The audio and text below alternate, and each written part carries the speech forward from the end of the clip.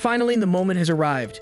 Everyone is counting on us when the countdown starts at 5 seconds. 5, and there's someone in the crowd shining thinking, what nonsense. 4, I'm back. Back to just before I was pushed into that terrible game. As much as I reached the last and 20th round, if I could, I'd stop time right now.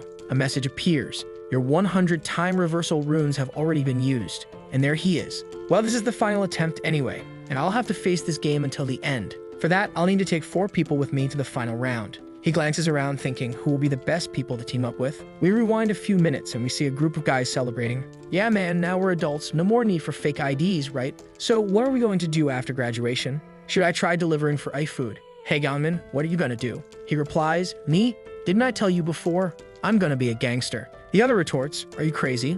If you mess up in that, you're done for, man. Another one asks, you're not joking about this, are you? Yaman responds, I've already said it. We only live once, right? I'm gonna live however I want. The friends laugh, half incredulous. You're nuts. Better stay away from this guy after graduation. One of them asks, and what's going to happen to that punching bag of yours? The guy you're always picking on? You mean that poor guy with the gloomy face? I don't let him off the hook just because we graduated. The friend comments, that's cruel. Now I even feel sorry for him. I bet you thought the bullying would end after graduation. Then the other friend says, you're really evil. Huh. And Yaman replies, he doesn't get to decide when this ends or not. I'll mess with him as much as I want. A friend looks up and warns, wait, isn't that the guy you always pick on over there? The protagonist is standing nearby, and the announcer is saying, finally, the moment has come. Everyone is counting on us because there are only 5 seconds left. The future gangster says, it's my punching bag right there. And the announcer continues the countdown, 5, 4. The protagonist starts glowing blue. I don't even know what he's doing. 3, 2. Youngman looks at the protagonist, who stares back at him calmly. Youngman is intrigued and thinks, why is this lunatic staring at me? How weird. Something is off about this freak today. And finally, the new year arrives.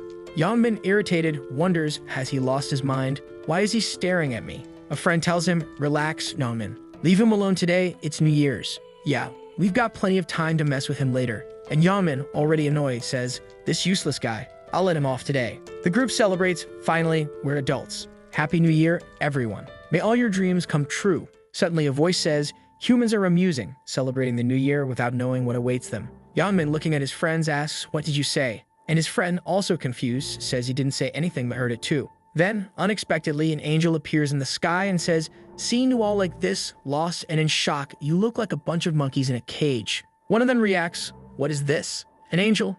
Is this some kind of New Year's TV show? The guys are amazed at the angel's beauty, commenting on how gorgeous she is. Then the protagonist, looking at the angel, thinks, so she appeared. Even after 99 times, that face still irritates me. The angel smiles, saying, humans are pathetic. Don't think of approaching me, as I have no intention of associating with worms like you. Judging by these reactions, I'm sure you're hearing my voice. Someone raises their voice. What's your deal, playing cosplay as an angel? What do you mean by worm? The protagonist, knowing the angel's madness, already knows what's going to happen next. The angel glances at the guy with disdain and says, how irritating. And then the guy's head explodes. Seeing this, everyone around panics and runs, not knowing what to do. The future gangster exclaims, what kind of nonsense is this? The angel continues, how dare an inferior human speak to me, a superior being like that? Humans have no right to question me, nor should they act as if they're on the same level as me. Unless, of course, they want their heads to explode like that guy over there. I imagine you're all confused by the current situation. How could a bunch of useless beings have any idea what's happening? Let me explain in a simple and easy way. So listen carefully. The protagonist gets annoyed upon realizing he will have to listen to the same explanation again. Then the angel begins, now let's start the game. On the first day of each month for 20 rounds, humans will be spiritually transported to another dimension to play. In this dimension, you will have a single task. Complete the mission assigned to you. If you succeed, you can return to reality with a reward. One of the guys murmurs, it seems like she'll let us live if we complete the missions. She clarifies, some of you might be thinking, it seems like she'll let us live if we complete some mission, but not everyone will survive just because they completed their missions. Only half of the participants who complete the missions will be spared. But don't worry, I won't take everyone. The crowd falls silent in the face of this bizarre situation. And she continues, only humans between 15 and 29 years old from all over the planet will be taken. The protagonist, who has gone through this many times, reflects, when I was taken for the first time, I never thought I'd have to repeat this 100 times. A man over 29 years old, relieved, says, so I'm out of this. One of Youngman's friends retorts, grabbing the man by the shirt,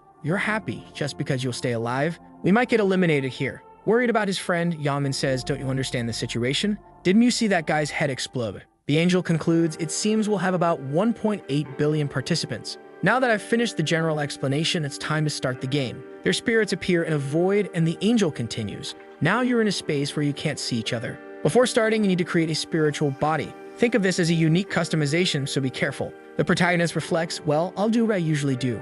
My nickname will be Black Scythe. Then we see an empty field with mountains and the protagonist appears looking very stylish. He thinks, with this it's been 100 times already. I'd used this appearance since the 12th attempt. It already feels like my real body. Other players finish their customizations and arrive at the location. Observing the others and seeing that they all look beautiful and attractive, the protagonist thinks, as always, everyone tried to look as attractive as possible. But if you have any sense, you never do that. This is a survival of the fittest world. Anyone who stands out too much becomes a target. And if you're eliminated here, you'll be eliminated in the other world too. He comments, resigned, whatever. It's almost time anyway. Then he sees Yongmin, who has always chosen muscular body. The angel reappears. From what I see, everyone is satisfied with their new avatars. But I prefer when you're overcome with fear. Let's take a look. 1,800,000 in total. A guy asks, 1.8 million? Doesn't seem like there's that many people. The angel places a hand on her head and sighs, as expected of you filthy humans. Do you think there's only this one space here? Everyone is scattered across other planes with other angels. Now you need to focus on this plane of yours. Anyway, before we really begin, I'll explain it in a very simple way. First, just think of the status window. And then the protagonist opens his status window. Ryumin, nicknamed Black Scythe. Beginner level 1, no class, no title with 33 status points. No skills, no runes, nothing else. The protagonist looks at his status and sighs. The angel comments, well, now that everyone is looking at their status windows, you should have some idea of how fragile you are if you've ever played a game. Get stronger. If you survive and win round 20, you won't just be freed from this game, you'll also have one wish granted. The bystanders comment, a wish? That can't be real. But you have to be the first of all to win. She ignores the comments and says, lastly, say inventory and take a look inside. I prepared a gift. The gangster opens it and inside is a random rune fragment. The angel comments, as you can see, a random rune fragment for one-time use. You can only use it while you're a level 1. It's the only item you'll receive at the start. The gangster uses the fragment and is impressed. The angel says, judging by your expressions, your luck varied quite a bit, didn't it? But regardless of what you got, be content with the result. This was the luck assigned to you, inferior humans. Now that the rune registration is complete, it's time for the show to begin. She then snaps her fingers and everyone's window announces, mission. Eliminate 100 goblins per person across all regions. Total participants, 1,800,000. Participants who have completed, 0 out of 900 million. Current region, ESK is 45. Participants in this region, 10,200. Participants who have completed, 0 out of 5,100. As she said, only half can survive. The other half will be eliminated. The first goblin appears and someone comments, look, a goblin. This really feels like a game. Could this be some kind of new virtual game being tested on us? Were we kidnapped for this? The angel interrupts, you shouldn't be excited. Not all the goblins have been summoned yet. Then an enormous number of goblins appears, with countless yellow summoning lights. The people who thought it might be a virtual game start to panic. What is this? Why are there so many? The angel says, 10,000 humans against 50,000 goblins. Now fight to the death. The first goblins rush toward the group and everyone freezes, unable to react. Oh my god, they're coming. Don't get near them. Someone in the crowd, our protagonist, steps forward. Barehanded, he approaches the goblins. The people react. What is that guy doing? He's heading toward the goblins. But the protagonist simply gives a look and lands a precise kick on the goblin's forehead. This action seems to be part of his plan as he thinks, in a group, the first impression is crucial. I need to leave my mark on their minds. The goblin hit by the kick falls to the ground, dropping a knife. The protagonist picks up the knife. With this, none of them will dare approach me. I need to show my strength now and capture her attention. He glances at the angel, who's laughing at his kick. To impress her, I'll need quite the performance. 2 more goblins charge toward him, but with just a kick. He managed that. Imagine what he could do with a knife. He slices through them with no mercy, eliminating both. The group around him reacts. Did you see that? That's insane. Who is that guy? He must be some kind of special force or something. Even his nickname, Black Scythe, is awesome. Someone says, goblins are usually the weakest enemies in games, right? I think we can defeat them too, even if not as easily as Black Scythe did. It probably won't be too hard if we stick together. But as they talk, a goblin attacks, causing the first casualty. Then chaos erupts, people run, others fight, and the scene becomes a frenzy. The protagonist watches everything while easily eliminating goblins, thinking, in this situation, no one will think this is a game. There will only be one thing on their minds now. They'll think only about surviving. Survival instincts will dominate their minds no matter what, and they'll all just keep running. That was also my choice during my first attempt. Only in the second did I realize there was no point in running on this battlefield. A girl, trying to escape, encounters an invisible wall, a kind of barrier, and realizes escape isn't an option. The protagonist knows that for many modern humans, defeating even one goblin is already a challenge. But to survive in this game, they'll all have to overcome that. The chaotic confrontation continues with people falling, goblins attacking, and the angel watching. She comments, laughing, "How entertaining to see humans fighting goblins. Even small, if armed, they're dangerous." Her gaze fixes on the protagonist. Who is that human? Black Scythe, 70 out of 100. She then notices the system isn't showing more information about him besides the mission. What a mediocre system. Why is it hiding his details beyond the mission? She sighs, as a superior being guiding these humans is frustrating, but I think I'm starting to enjoy watching. The protagonist fighting eliminates a goblin. You defeated a goblin, gained 4% experience, 10 gold, and leveled up. Now he's completed 75% of the mission, dodges an arrow shot at him, and 5 goblins come his way. He dodges the first, strikes one in the chest, another and another, hits one in the forehead, spinning the dagger. The remaining goblin freezes in fear, even trying to blend in to become unnoticed. But the protagonist eliminates it without hesitation. He stares at the other goblins and taunts, "Anyone else coming?" The goblins cower, scared, even glancing sideways in an attempt to remain invisible. He breathes a sigh of relief. "Looks like I can at least catch my breath now." Next, he opens the status window.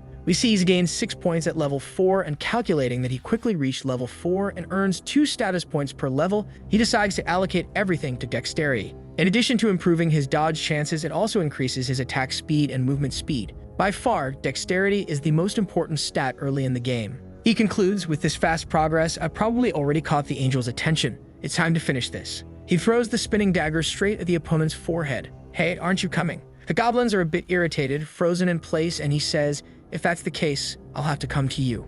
In the blink of an eye, it seems he teleported, already holding the knife behind them. The goblins look, but he quickly moves through them, eliminating them all. Experience increased by 4% plus 10 gold. You leveled up and eliminated the 100 goblins. The mission for the first round was completed, and then he was surrounded by a golden barrier. I passed round 1 without much effort. The reason he eliminated the goblins like a true maniac was to catch the angel's attention, but also, then the system announces, "Congratulations, you completed the mission first in the current region. Congratulations, you completed the mission first across the entire region. Round 1, entire region, Black Scythe." And he sighs, once again, first place. It's very advantageous to complete the missions quickly in the rounds, as the top 3 receive several rewards depending on their placement. The system then says, as a reward for finishing first in the current region, you receive a low-level rare weapon ticket. And most importantly, for finishing first across the entire region, you receive a special reward and a selection chest, which is obviously the best reward. He then says, "First, I'll use the weapon ticket I got from the current region." He sees that he can choose between a sword, a stiletto, or a spear. Well, it's not much, but I'm still satisfied to get items this early. Our protagonist, full of confidence, chooses the stiletto, of course. A rare weapon with 15 attack plus dexterity and no special effect, but the best dagger a beginner could use. He then discards the goblin's common dagger. "I'll hold on to the special selection chest for now." Checking his status windows, he reflects on the title he earned earlier. "This is something I've never seen in my last 99 attempts." He takes his rune and uses it. You use a random rune fragment. Congratulations, you obtained the time reversal rune. The rune obtained will be embedded in the player's soul. Traces of the rune were found in the user's soul, but due to the rune's special properties, the registration failed. He thinks, a natural outcome. If I could embed this rune repeatedly, it would mean I could keep returning infinitely. The system notifies him again. Due to the traces, you have been identified as a time traveler with 100 journeys and have earned the title of Last Traveler. He's confused. What does this mean? In this game, titles are concepts above runes in importance. The title of Last Traveler, unlock condition, obtain 100 time reversal runes. Special effect, upon elimination, the player remains in the same place for 1 minute in spiritual form and, when they wish, can revive with full health restored. It's a one-use ability. The title disappears after resurrection. He continues explaining that titles are much more powerful than runes and harder to obtain. Additionally, resurrection is an ability exclusive to priests who at most recover 30% of health, but this one brings him back with full health. Looks like I got something incredible. It's always good to have a card like this up my sleeve. He then sets his status to private so no one knows about this ability and looks around. It seems people are about to complete their missions too. What is Youngman doing? Look, there he is. He sees that many are starting to complete the mission as well, while the angel comments, "I was starting to get bored. Pitiful humans." Gradually, they were eliminated until only as many remained as there were goblins. She sighs, "I apologize, it was my mistake. Shall we make things fun again?" A girl cries, hugging a friend's body as his and the others' bodies begin to disappear, while the next legion of goblins appears. The crowd panics as the angel enjoys herself. "I gave you a refill of another 50,000. I'm sure you now have more than enough to eliminate." At this point, people are already adapting and preparing to eliminate the goblins. Stabbings, shoves, and intense fights take over the field. 1,021 people finished. In the middle of the battle, some help while, selfishly, the gangster pulls a friend to take the stab in his place. 2,129 people finished. The protagonist watches everything from his safe spot. A crazy guy puts his bloodied hand on the barrier, probably watching a friend being eliminated. 3,533 people finished. The angel enjoys the situation while the protagonist observes her. At the end, 5,143 people completed the mission. The remaining participants who hadn't finished yet asked where the goblins were. The angel informed them, "I warned you, only half of you would complete the mission. Now that it's over, the rest must be eliminated. These are the rules of the game." The group reacted in terror, begging her to wait because they only needed to eliminate one more goblin. But she smiled and said, "Why so many sad faces? You should be happy to be alive. Well, in any case, you may return since you survived. Congratulations on passing the first round. I hope you put in more effort next time. But before we leave, why don't we take a look at the numbers?" The results window for the first round appeared, showing the protagonist in first place, finishing in 10 minutes, someone named Stupid Idiots finishing in 16 minutes, and someone named Heavenly Demon in 17 minutes. The protagonist ranked first regionally and overall, earning 1,000 gold as an extra reward to use in the game's shop. Everyone around him stared and he thought, "Looks like everyone already knows I'm rank 1. The angel exclaimed, "I can't believe the top one from all regions is from my region. What surprise."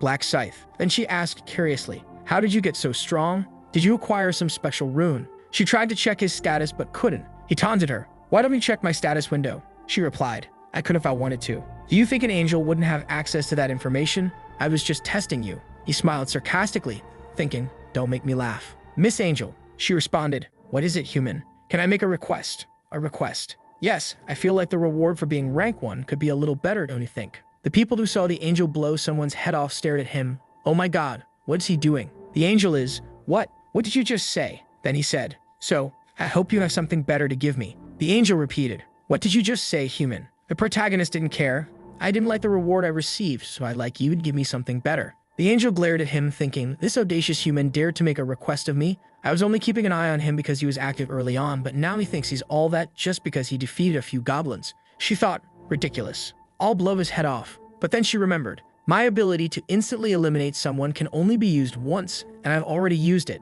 But this arrogant human, it's not like I can't get rid of him. I know exactly what I'll do." She turned to the protagonist. "You want a better reward, don't you? Normally, I'd refuse this kind of request immediately, but I'll think about it and we can have a private conversation. Everyone else, please wait." The others were stunned. "Wait, what? She's actually going to give him a better reward? I can't believe that lunatic actually convinced the angel. Should I try complaining too? I didn't like my reward either, but I'm sure it's just because he's rank 1. How good is the reward she's going to give if she's making us all wait here? I'm so jealous." The protagonist glanced at Yeonmin, who didn't seem to care about any of it. Our protagonist was walking in the forest with the angel. She asked, "Why aren't you walking closer to me? Do you want me to keep turning my head to talk to you? Walk by my side." The protagonist sarcastically replied, "All right, insolent human, you only listen when someone yells at you. Such a greedy race, incapable of listening to others. And how am I supposed to change something the system assigned to him? It's not like I'm going to make an exception for this guy. He should just accept what he got from the system. He'll learn what happens to a greedy insect. As soon as we pass that rock, I'll get rid of him. Of course, there's a chance it could go wrong.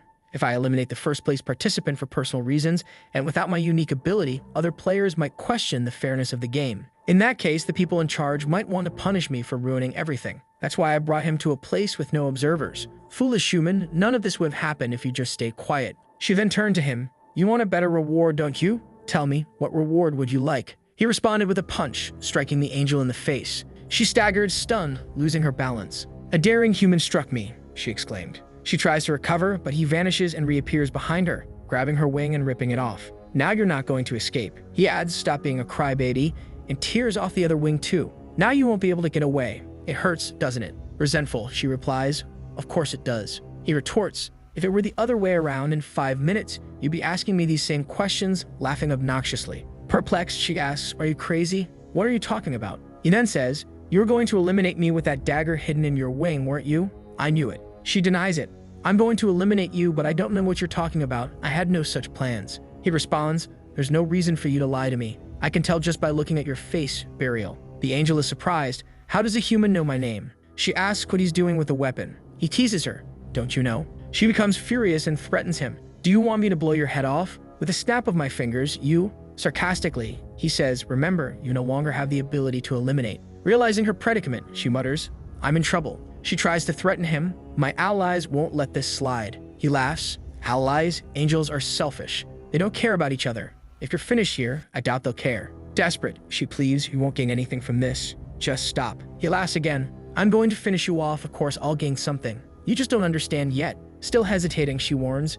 If you eliminate me, you'll regret it. You won't be able to go back home. He replies, this system will automatically return me at the end of this. How do you know that? In desperation, she promises him information in exchange for her life. He answers coldly, if I needed information, I'd extract it from you. I'd torture you until I found out everything I want. Your species' ecosystem, your purpose, and the fact that you're nothing more than a chess piece pretending to be a guide. The angel tries to argue, but the protagonist, without hesitation, strikes her in the heart. She falls defeated. An angel has been defeated, announces the system. You're the first player to eliminate an angel. The title First Angel Slayer has been granted and you receive angel's blood as a reward for eliminating the first angel. He comments, this time I was first as expected, and also received the slaughter rune, which was automatically registered in his soul. He knows that with this title, whenever he fights a sacred monster, his stats will be doubled. He recalls learning about this reward after eliminating the first angel on his 13th attempt. It's likely because only one player can obtain it. The acquired rune, called the Slaughter Rune, increases his stats by 1% for each defeated target,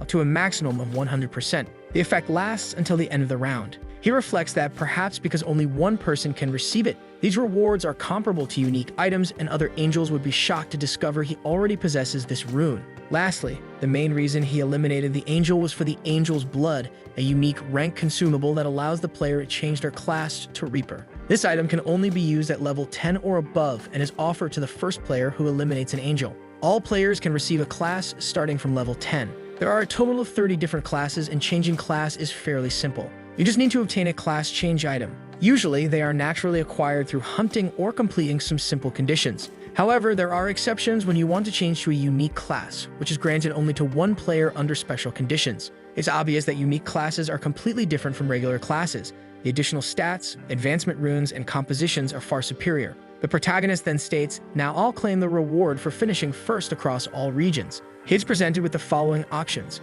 He can choose a special reward from the following. 1. An additional experience ability with 3 times the gain maintained only in round 2. 2. 2,000 gold. 3. Information about round 2. He knows the experience buff is the most important because his goal now is to reach level 10 as quickly as possible to change his class. And obviously, the additional experience ability for 3 times the gain in round 2 is the most critical choice. With the buff applied, he declares, this is my last attempt. I'll become the strongest, no matter the cost. And so we reach the end of the first round.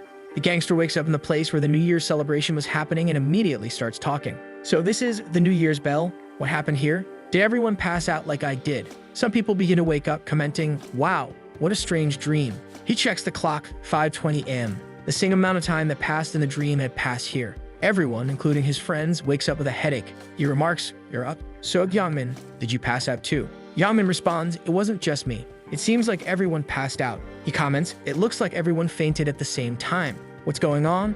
I was about to say I had a very strange dream. A friend asks, Youngmin, did you have that dream? Youngmin hesitates. Yes, but I'm not sure it was a dream. So do you think it was all real? The goblins, round 1 and everything else. Are we really going to be sent to the next round next month? Suddenly, they notice someone who hasn't woken up. Hey, why isn't this guy getting up? When they touch the person, they realize the body is cold. One of them, worried, comments, he's not breathing. I can't feel his pulse. Is he really dead? Another person says, did he die because he didn't survive the game? Are all the people not waking up corpses? This is impossible, only half survived. Will the next round be the same? The gangster prodigy, known for his coldness, speaks with unsettling happiness. It doesn't matter whether someone was born rich or poor. The chances of survival are the same. Now there's no reason to complain about life being unfair. Stay calm, you useless people. We just need to survive. But why are you all so worried? A panicked voice says, it's so unfair to be eliminated like this without even being able to fight properly. Youngmin, irritated, retorts, it's not like that.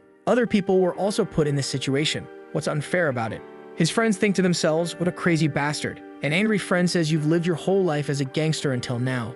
So maybe you don't feel like you've lost anything. But I had plans, things I still wanted to do. One of the friends notices Youngmin looking around. What are you searching for? Youngmin replies, where is that damn kid? Who? That slave of yours? Yeah, where did that guy go? I'm sure I saw him over there before passing out. Did he not even make it past the first round? Makes sense, right?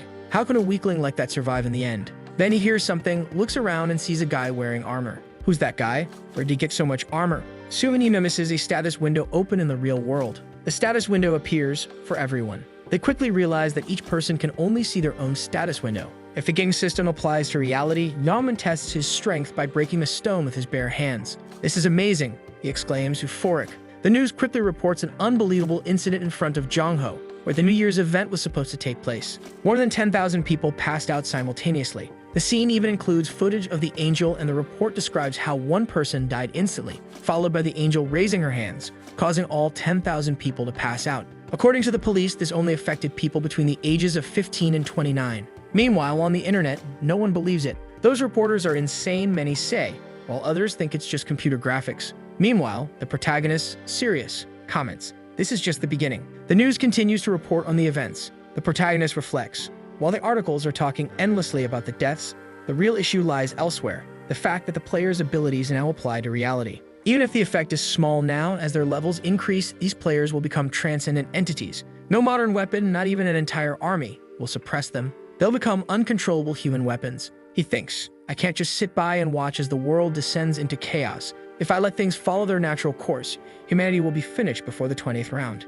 There's only one solution. I need to control all the players with overwhelming power. I'm certain I'll have to use methods different from my previous attempts." We then see what appears to be the protagonist staring at a screen. To open the final boss's room, you need at least 5 players. I already have some candidates in mind with potential, and I've even thought about how I'll recruit them, but it's not time to act yet. At this exact moment, there's something even more important I need to do. He arrives home, opens the door, and sees that his younger brother had only instant noodles for dinner again. He opens the bedroom door and sees him sleeping soundly. He can sleep well even when his older brother hasn't come home yet. Ryewon, my younger brother, is about to start his senior year. Our family was ordinary until our parents passed away in a car accident. Many things changed overnight, and one of the most drastic changes was that I became his sole guardian. He adjusts the band-aid on his brother's hand and wakes him up. He turns on the light and says, "Time to wake up, one. It's morning." The boy groans, "But it's only 6 a.m.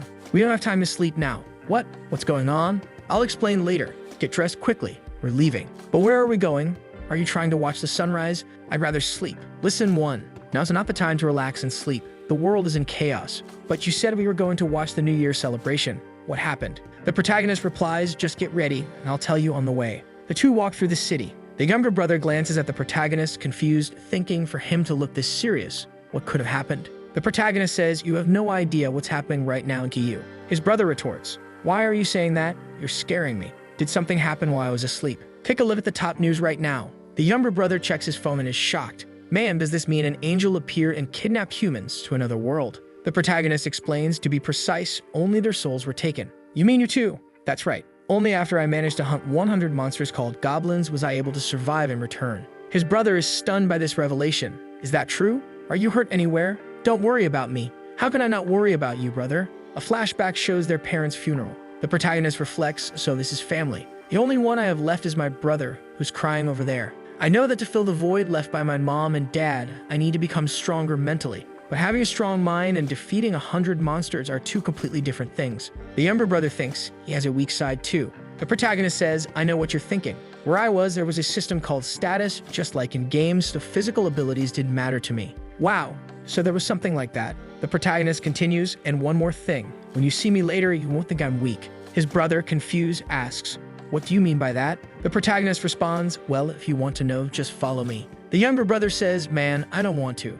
Just tell me where we're going or I'm not taking another step. Please tell me first." The protagonist sees the band-aid on his hand, lowers his eyes and says, "Bang Taegu." His brother, startled, asks, "What about him?" "We're going to Bang Taegu's hideout, the delinquent in your class. I know he's been bullying you." "How do you know about this?" "You thought I wouldn't find out." The younger brother thinks, "I tried so hard not to make it obvious. My brother already has so many problems and things are so hard. I'm sorry, brother." The protagonist admits, "To be honest, I really didn't know. I'd only discovered the truth a few hours after I returned from my first round." Then the protagonist rests while his brother says he's going out. The protagonist narrates, "My brother went somewhere that day." The protagonist receives a call.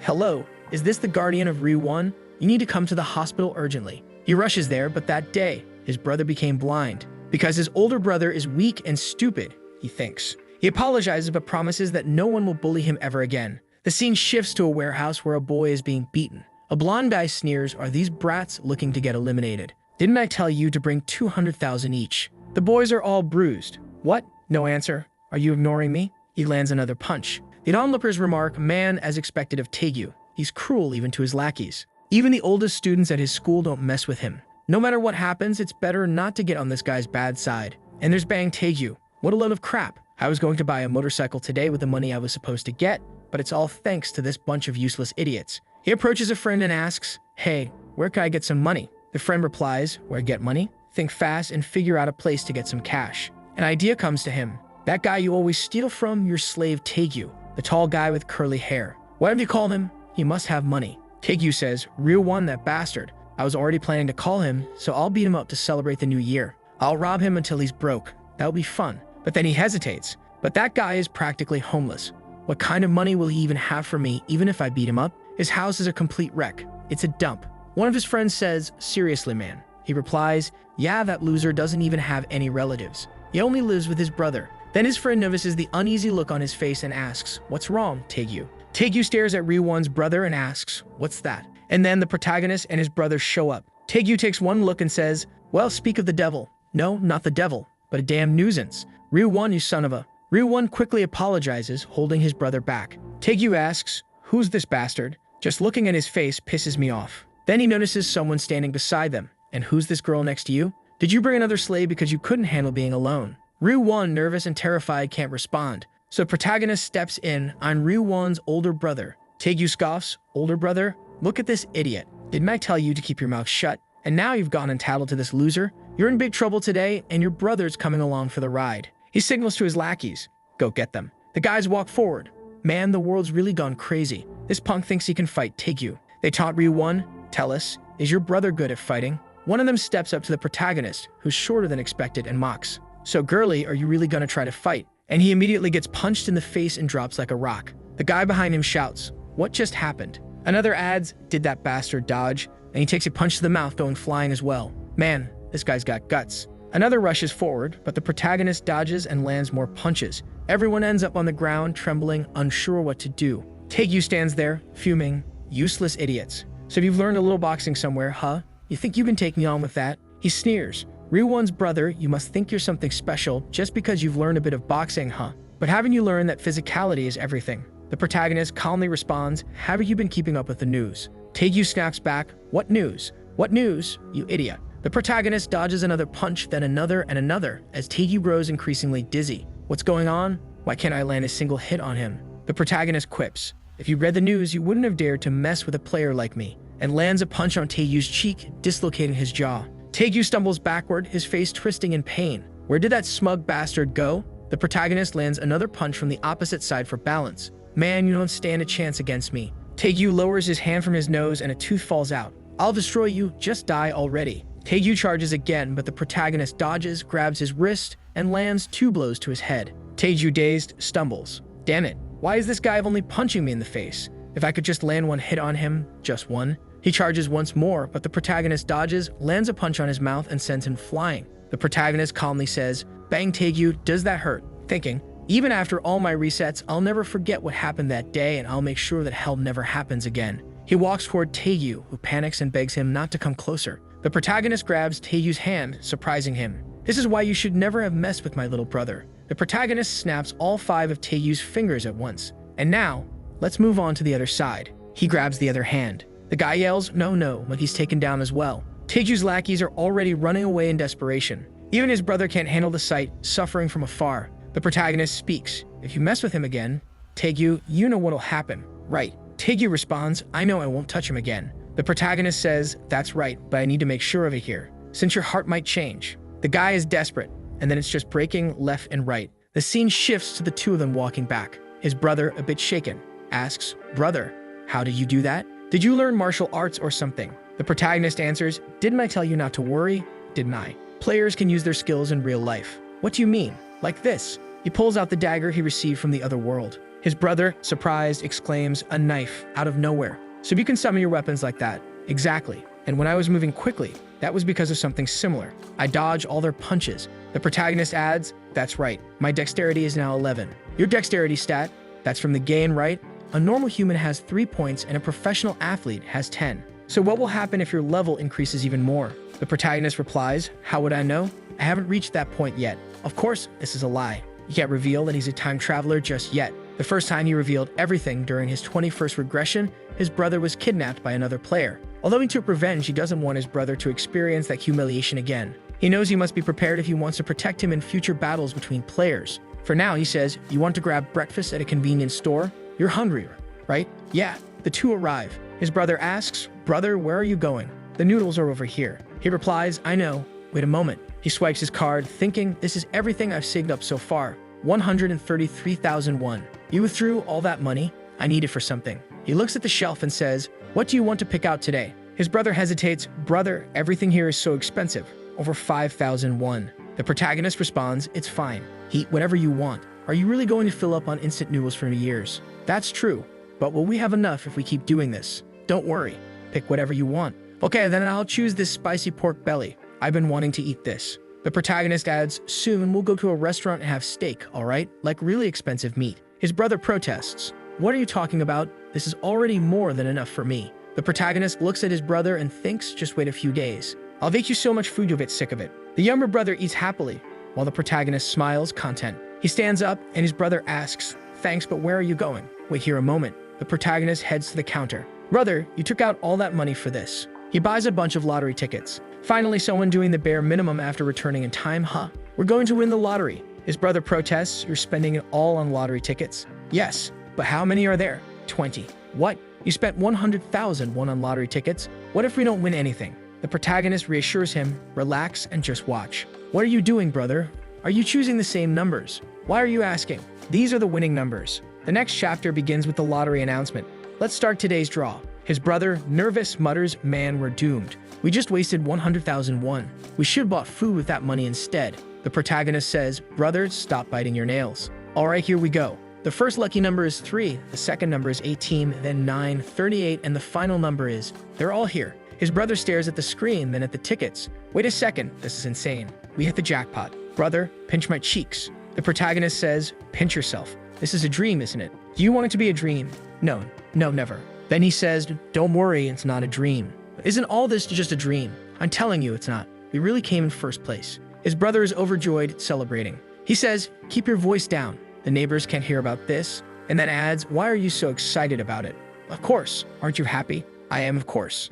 I'm just thinking. I was the same way the first time. I even shouted with joy." He recalls his first time, how thrilled he was back then. But after repeating this process dozens of times, it's become almost like an annual event he's forced to endure. He knows he has to quickly amass wealth after each reset because 900 million have already been eliminated. The economy will soon descend into chaos and trading between players will become far more active in the future, all conducted through money. His brother, staring in disbelief, exclaims, "I can't believe all those 100 tickets won first place. How much are we going to get?" The protagonist replies, "I have no idea," though he clearly knows. It's enough to shake the world, a lottery win of monumental proportions. At the lottery office, the protagonist arrives. "Well, I've collected this first place reward so many times I don't even get nervous anymore." He approaches the clerk. "Hi, I'm here to claim the first place lottery prize."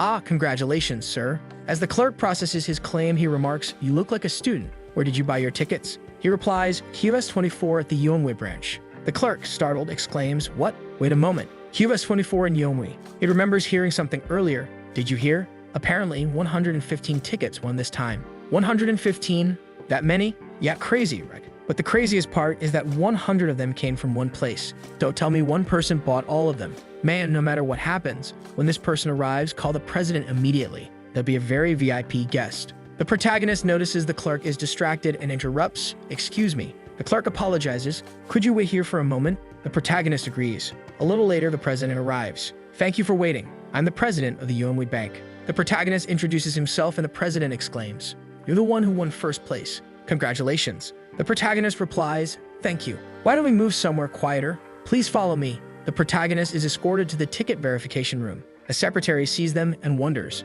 "Who's that guy with the president? Could he be his son?" The president introduces him. "He's a VIP guest here to claim his reward. Please ensure he's comfortable." The secretary thinks, "VIP? Could he be the one who won with 100 tickets?" The president says, "You may proceed now." The protagonist thanks him and the secretary collects herself. "Stay calm." She greets him. "Would you like something to drink?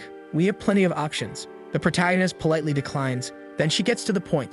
"Did you bring the tickets, sir?" The protagonist hands over 20 tickets, each containing 5 entries. She examines them and exclaims internally, "I can't believe he really bought them all with the same number. Can he see the future?" A short while later, after verifying all 100 tickets, she confirms all 100 tickets are first-place winners. The protagonist asks, so how much will I receive? She replies, sir, your total rewards amount to approximately 22 billion won. After taxes, it'll be around 15 billion. The protagonist remarks, well, everything happened quickly. After claiming my reward, the first thing I did was find a place for us to move into. Then I opened an investment account. Bitcoin is projected to increase by 500% next month, so I invested all the money there. Later, he talks to his brother. What do you think of our new house? Do you like it? His brother, beaming, says, of course. This house is incredible. I've never seen a place this big. It must be so expensive. The protagonist responds, this was the best place available for an immediate move. His brother asks, but why did you choose to rent instead of buying? We have so much money. Wouldn't it have been better to just buy it? The protagonist explains, well, I don't have any money left aside from the 1 billion I withdrew to pay the rent. The rest is all in Bitcoin. His brother is shocked and the protagonist continues, I know what you're about to say, but I didn't do this without thinking, okay? Besides, I can still make a lot of money with the lottery since I've seen 4 sets of winning numbers in my dreams. His innocent brother can only stare in disbelief. Wow, I never imagined my brother would be one of those people who dreams about numbers. Then he starts, but brother, are you sure all these numbers are right? And don't forget them, okay? He responds, relax, I won't forget. Besides, it's obvious, right? How could I forget after seeing them countless times already? He says to his brother, well, anyway, get ready so we can go eat. His brother asks, where are we going? I didn't tell you, huh? We're moving today. Earlier during their conversation, he had only shown pictures on his phone, so his brother didn't know they'd be moving that very moment. The scene shifts to the gangster punching a wall, grinning with excitement. Damn, I knew it was a good idea to put all my attributes into strength. On top of that, I've got a room that doubles my strength. I got so lucky. I bet even Mike Tyson would be jealous of this punch. Well, this punch is enough for testing. Why don't I try a real fight now? Then he starts banging on the protagonist's door. Riemann, I don't think this bastard is dead, but he's not even answering my calls. Arrogant piece of trash. Did you think I'd let you get away after glaring at me like that? I'm going to destroy you. He's pounding on the door. Even though he and I are both players, a loser is always a loser, and now I need to teach you a lesson. It's obvious this bastard is hiding in the house, so why isn't he coming out? Fine, if that's how it's going to be. He leans against the door, thinking, if I hear the sound of breathing, I'll smash this place down. Then a voice speaks, student, what are you doing in front of someone else's door? He responds, why do you care? Are you the owner of this place or something? The man replies, I am the owner. The gangster looks confused. What are you doing? Are you here to meet a friend? My friend? That's right, I'm here for my friend. Could you open the door for me? Unfortunately, I lost contact with him. If you could just open it. The man says, oh my, it seems you've been abandoned by your friend. What? It's an empty room? The student who lived here moved out. When did that happen? He moved out today, but I don't know where to. That bastard ran off without saying anything.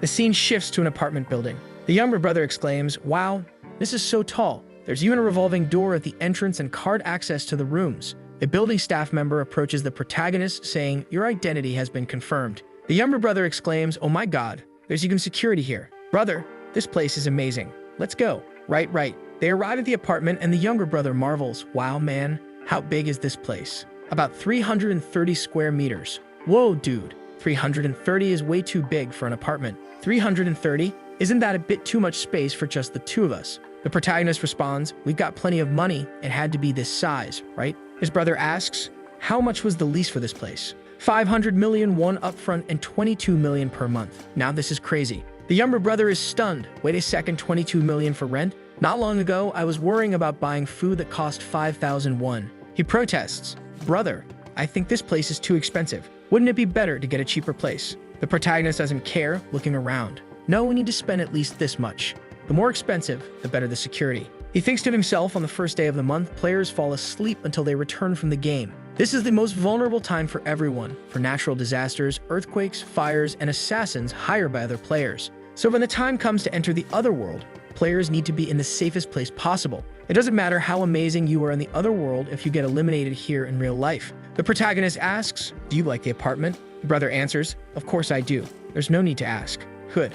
I'm glad you like it. The younger brother, feeling guilty, mutters, I'm sorry, brother. The protagonist asks, why are you worried about this otherworld stuff? Do you think I'll have to fight again when the next month comes? But I'm here just enjoying everything without any problems. I didn't notice things. I'm sorry. The protagonist gives him a slap. Why are you so down? You think I won't come back from the next round? It's not that. Stop thinking about that stuff and let's go eat. I heard there's a great Korean food place on the second floor. The protagonist checks his phone. It seems like he noticed I moved. I'll just ignore him for now. It's not like I'll run into him again in real life. Well, maybe in the other world. The next day, the protagonist wakes up. He sees his brother heading out and asks, "Where are you going?" The brother replies, "You're up. I ordered some rice cakes. I'm going to pick them up." The protagonist thinks, "Rice cakes? I don't remember this happening in any other reset." Of course, things aren't guaranteed to happen the same way, but it's the first time he's going to get rice cakes. He asks, "Why did you get them?" The brother replies, "I'm going to give them to our neighbors since we just moved. Isn't that a good way to make a good impression?" The protagonist says,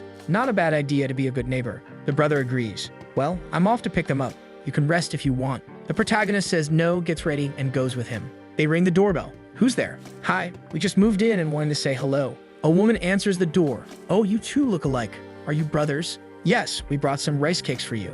They're best when warm." She takes them, thanks them, and they head to the next house. They deliver the rice cakes, receive thanks, and move to the next house, where a child answers, and they give rice cakes again. The brother says, "All right, there's only one more place left." The protagonist replies, "Let's finish this quickly and head home to rest." At the last place, the brother comments, "This is the penthouse, you know. They use both the 44th and 45th floors." The brother marvels, "Wow, that means they're super rich." The protagonist says, "I don't know the details, but it's either a very wealthy family or a celebrity." The brother rings the bell, but no one answers. He rings again, starting to worry. "I don't think they're home." Then the door opens, and he immediately recognizes her. It's the actress Sue Aren, with a bodyguard behind her. The brother blurts out, "Wow, she's beautiful, just like an angel." The bodyguard steps forward and asks, "Who are you?" "Fans." The protagonist, arms crossed, replies, "We're your neighbors from downstairs." "Neighbors from downstairs?" The brother steps forward to offer the rice cake and says, "Want some?" The bodyguard responds, "I'm fine. Besides, she doesn't eat this kind of thing." He moves aside and opens the elevator. The bodyguard tells her to go in and she complies, glancing at the two of them. The protagonist thinks, "I don't know who this person is, but that was rude. Best to ignore that jerk." The brother says, "I'm fine, but did you see her?" "Wow." The protagonist, "See who?" The brother, "What do you mean who? You saw her too.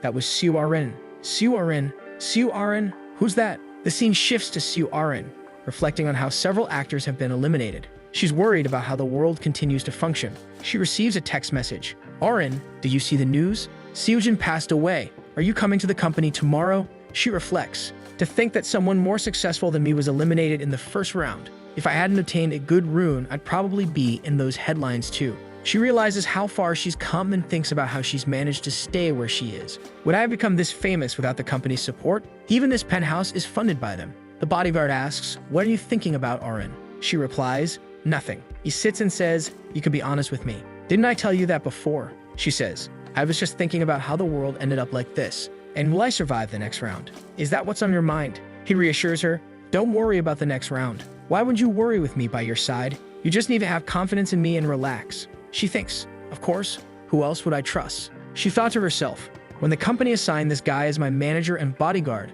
I was skeptical, thinking they just wanted someone to keep an eye on me. But if it weren't for him," remembering how he helped her eliminate the goblins, she realized she would have been eliminated in the first round without him. He said to her, "I'll protect you no matter what happens, so don't give up." She replied, "Thank you so much, but what about those two rice cakes they brought over? They look delicious." The bodyguard said, "You'll gain weight if you eat that." She retorted, "Wow, but they went out of their way to come greet us. They must be upset." He responded, "Forget it. They just came to greet you. It's nothing special. They probably want something from you. If you give them an opening, they'll keep bothering you." She reflected, "They didn't seem like that kind of people." Then she added, "Come to think of it, that neighbor of ours looked older than 15. So he eliminated 100 goblins and survived." The bodyguard replied, "I think so." She said, "Wow, it's fascinating to see him go through all that and act like it's no big deal." The bodyguard questioned, "Do you really think eliminating 100 of those things was hard? Only an idiot would fail." She knew she'd only done well because her abilities fit that world. Even then, she wasn't as skilled as that person, Black Scythe. He almost made me pity the goblins.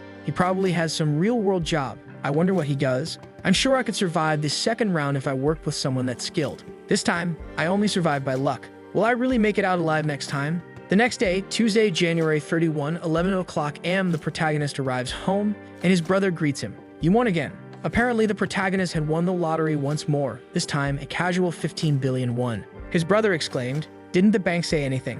This is your fourth win." The bank president, already intrigued, said, "You're back, my lucky client. What's your secret?" The protagonist replied, "I told you last time. I got a divine message in my dreams." The president remarked, "Wow, I wish I could have those dreams." His brother asked, "So, were you putting all that into Bitcoin again?" He confirmed, "Yes. It's already up to 150 billion. His brother cautioned, "Shouldn't you start withdrawing it? I'm worried it'll crash." The protagonist responded, "Not yet. Now let's eat. They ate and walked around the city. At 11:55 p.m., lying beside his brother, the protagonist said, "Brother, you have to stay alive and come back." His brother looked at him and replied, "Relax. You saw me deal with Taegyu, right?" He nodded. The protagonist placed a hand on his brother's head and said, "Don't worry, just go to sleep. When you wake up, I'll already be back. Now I'm off." He was transported to the second survival round. The usual crowd muttered, "We're back again. I'm here once more. This place looks different from the first round. Who's that guy?" Everyone stared at the protagonist, who looked stylish as ever. He observed, "Judging by how they're keeping their distance, most people seem to recognize me. Everyone's here. When will it begin?" A new angel appeared and said, "You're all here, but I'm a different angel from the previous one." "Why do you think that is? What happened to the other one?" Confused people asked, "Where's the other one?" She replied, "The angel who managed the previous round had an accident and won't appear. But don't worry, humans. From now on, I will guide you. Since everyone's here, I'll now announce the objective of this round." The mission window appeared for everyone. Round 2, main mission. Select a regional representative within 3 hours. People questioned, "What does it mean to select a regional representative? I thought they'd ask us to kill some monsters." One of them pointed out, "Wait, check the survival numbers. Can everyone survive this round?" The angel commented, "Since everyone seems confused, I'll explain. As you can see, completing this round has nothing to do with fighting. It will end once you select a regional representative. When someone becomes a representative, they'll gain the authority to command others and force humans to do whatever they want. If a representative gives an order, the others will either crawl or be eliminated by them. Don't you think that's immense power? In 3 hours, everyone will receive a ticket to vote. With this ticket, you just need to choose someone to become the representative." One guy observes and asks, "That's it? Nothing more?" The answer comes, "That's right. By simply voting, you will complete the mission and can return home. Think of it as a break between rounds." Everyone is excited. "Man, I don't even have to fight. I'll survive. This is way easier than the last round." Then she adds, "Well, now you just need to discuss who will become the representative within the next 3 hours. Time until voting, 3 hours. People are ecstatic. "Man, I'm not going to be eliminated. This is great." The maniacal gangster, however, is annoyed. "What a disaster. I was ready to fight, and now it's all for nothing." Someone approaches him. "Yangman, calm down, man. What's the problem? We'll survive just by voting." But the maniac keeps ranting, "I put all my attributes into strength and can't even show my potential. This is infuriating." The protagonist thinks, "Well, seeing how he put everything into strength, he probably got the strength rune this time too. Everything, including Yangman's rune and this whole situation, is exactly as I remember." They'll spend the next 3 hours arguing about who to vote for. But becoming the representative isn't the most important thing.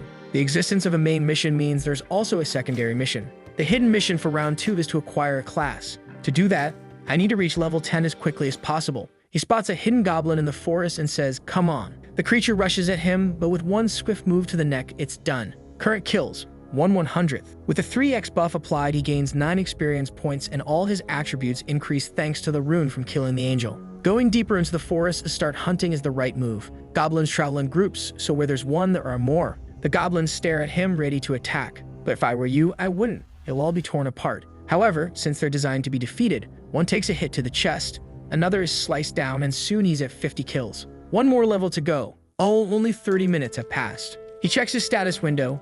Black Scythe, level 9. At level 10, and I can already change classes. If I had a strength rune, it would be more efficient to boost my strength. But it's tough to survive if you only invest in strength. No matter how strong you are, you're done if you take a fatal blow. Players have 4 attributes: strength, intelligence, dexterity, and luck. Strength increases physical power, health, and defense. Intelligence boosts magic power, mental fortitude, and thought processing speed. Dexterity enhances attack speed, movement speed, and dodge chances. Luck increases the chance of critical hits and finding rare items, and it also increases the amount of gold earned. This is a game where you can't just dump everything into one attribute, especially for the Reaper class, which heals both physical and magical damage. I need to balance all attributes equally. However, for now, the focus will be dexterity. As he continues toward more goblins, he hears footsteps behind him.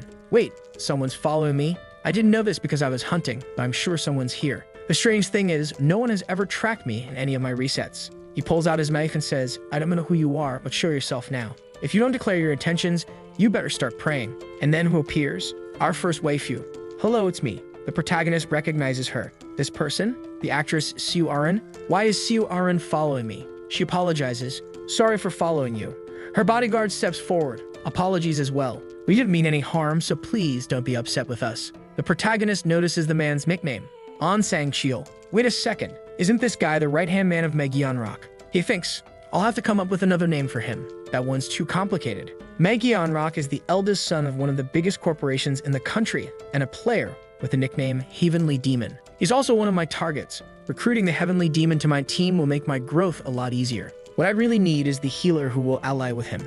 I didn't expect to meet his right hand so early, but why is An Sang-cheol walking alongside Surin? Wait a second, was he the guy standing in front of her apartment? Now that I think about it, I recall something about the Celestial Demon sponsoring a celebrity as part of their business. But what matters now is, when did you start following me? He thinks, "Damn, I don't like this. The future is changing again." Surin speaks. "We started following you right at the beginning. I saw you heading into the forest and decided to come too. Sorry if that upset you." The protagonist asks, "Why did you follow me?" "It's not for any bad reason. I just wanted to make you an offer." "An offer?" "Yes, you placed first in the first round, so I was thinking we could cooperate or something like that." The protagonist asks, "Cooperate? As far as I know, cooperation is a word used when both sides benefit." She replies, "That's true." He immediately responds, "But I don't need you, do I? I'm doing just fine fighting on my own. Don't waste my time with useless conversations and leave." Wow, the protagonist is not holding back. She tries again, "Let me stay with you." And he says, "No, I'm too much of a man to stay with a woman. I have no intention of forming a team with you." Then he turns his back and walks away. The guy gets irritated, thinking, who does this bastard think he is? How big is his ego? She collapses to the ground and he exclaims, "Miss Urin." She responds, "He's not rank 1 for nothing." The pressure was overwhelming. The guy says, "Pressure? Of course you'd be nervous with him pointing a knife at you." She replies, "I just want to form a team with rank 1, but it looks like things didn't go as planned." He says, "What did I tell you? People like him are too proud to consider teaming up with anyone." "I know, but it's still disappointing." "Well, don't be. We're wasting time following someone like him anyway." She comments, "Wow, I didn't know there would be monsters like this in the forest. Should we spend this extra time hunting?" "Not a bad idea." "All right, let's go, Mr. Bodyguard." Seriously, call the guy by his name, girl. Even in a virtual world, show some respect for his profession. Meanwhile, a goblin looks around confused. Where is he? The protagonist suddenly appears and strikes. He thinks you're talking about cooperation while I'm this busy. I don't even have time to consider those things. It's almost time to level up. You eliminated the hobgoblin. 60 eliminations. Then a pack of wolves appears. Wild dogs. Okay, 5 at once. Looks like I'm lucky. The beasts charge at him, but the protagonist glances at them and swiftly takes them all down. They drop to the ground, dead. 65 eliminations. You've leveled up and reached level 10. It's time. You've met the conditions for advancement and can now access the shop. Finally, my advancement. Round 2 side mission. Advance before the voting period. Completing it rewards you with a 50% discount coupon for a daily shop item. Most people who see this side mission for the first time get confused. A mission item? Where do I get that? How does it work? What are classes? It's obvious that receiving a class is a big deal. But the problem is that no one knows how to get class change items yet, as they're only obtained after fulfilling certain special conditions. For example, warriors need to raise their strength to at least 10 and eliminate 30 monsters at once. A berserker must continue hunting while bleeding. An assassin needs to stab multiple monsters in the back. In other words, players must perform actions related to the class to unlock advancement. At first, I kept hunting monsters repeatedly, hiding and fleeing through the forest. That's how I received the Hunter class. But after learning about the Reaper class, I stuck with it. Now I've got the item. Use. You use a class advancement item. Your class cannot be changed. Choose carefully. Do you want to switch to the Reaper class? I don't even need to think about it. Yes, you switched to the Reaper class. As a reward, you've received the Reaper rune. And there it is. When used during the day, the weapon's attack is doubled.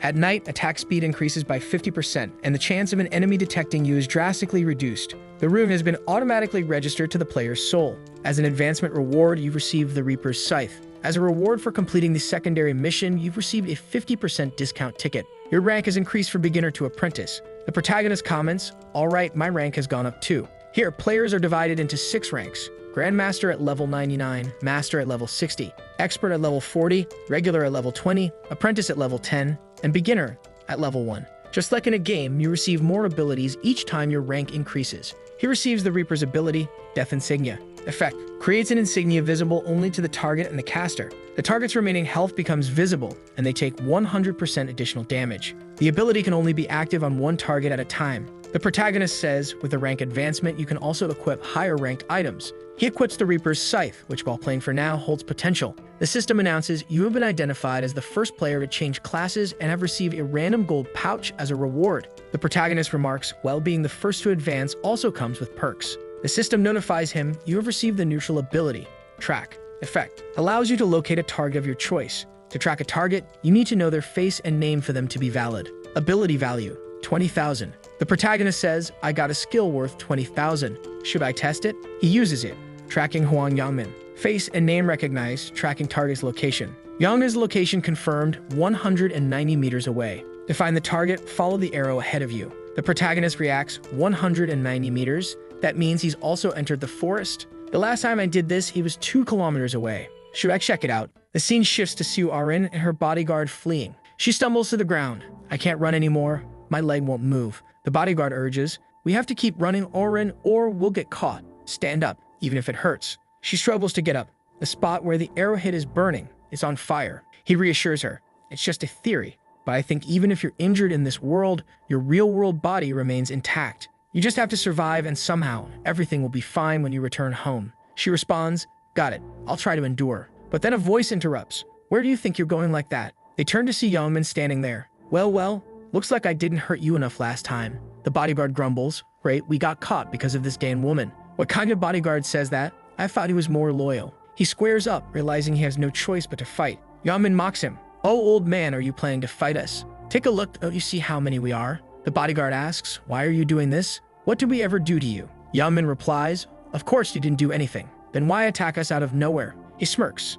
We just want one thing. What's that? The girl standing next to you. We don't care about you. We just want Su Arin. Yangmin's crew discusses among themselves. Is it really Su Arin? Look at her. It's the same name and face. Couldn't it just be someone impersonating her, right? Who cares? She looks the same, doesn't she? Yangmin says, if you step aside and leave Su Arin here, I'll let you go. How about that deal, old man? The bodyguard groans. What a mess. You should have told me Su Arin was your target from the start. If you had, I would have abandoned her without hesitation. I have no intention of getting eliminated because of this woman. He thinks, but there's a problem. If I don't protect Su Arin, I'll disappoint director Megyanrock, the heavenly demon. Yangmin taunts him. Well, old man, made up your mind yet? What's with that pose? You want to fight. The bodyguard retorts, do you realize what you're doing is a crime? Yangmin laughs. A crime? That's a good one. You think there are any laws here? And who are you going to tell? The police when we get back. Go ahead and try, but what proof you have? This might not even be my real face. The guy thinks, what a situation, he's getting on my nerves, but he's right.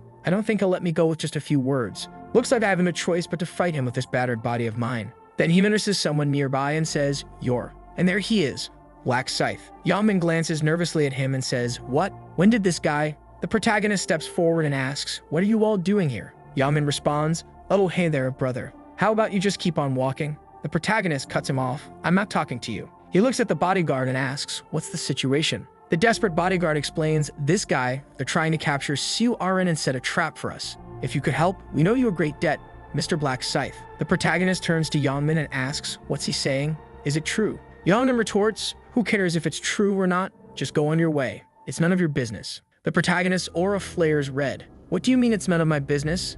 These are people I know. Yangmin hesitates.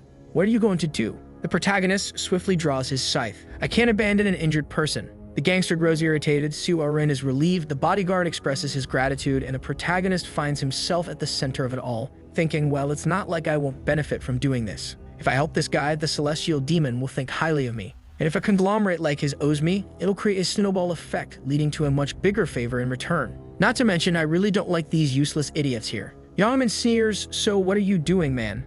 I'll take you out if you take another step forward. The protagonist replies, what's the problem? Don't you want to fight? Yangmin thinks, arrogant bastard. What does he think he's doing? He wiped out those goblins in an instant and ranked first last time. Do I really have to fight a monster like him? The protagonist plants his scythe into the ground. Be honest with me if you don't want to fight. Yangmin asks, if I'm honest, will you let me leave? The protagonist responds, I might consider it. All you need to do is get on your knees and start begging for your life. Yangmin fumes, wait, he's asking me to humiliate myself. In front of my friends in Su Arin, I wouldn't want to fight him if I could avoid it, but this is pissing me off. You son of a... He thinks, but hold on, I'm strong enough to break a wall with my fist. If I'm lucky, I might even send this black scythe flying with one punch. Smirking, he says, you're crossing a line, you bastard. What do you want me to do? Get on my knees and beg. Are you looking to get eliminated? He plans, if I can gradually close the distance, I'll just land a punch square on his face. Not even this guy could survive something that can break a stone wall, right? The protagonist sheathes his scythe and Yangmin blurts out, wait,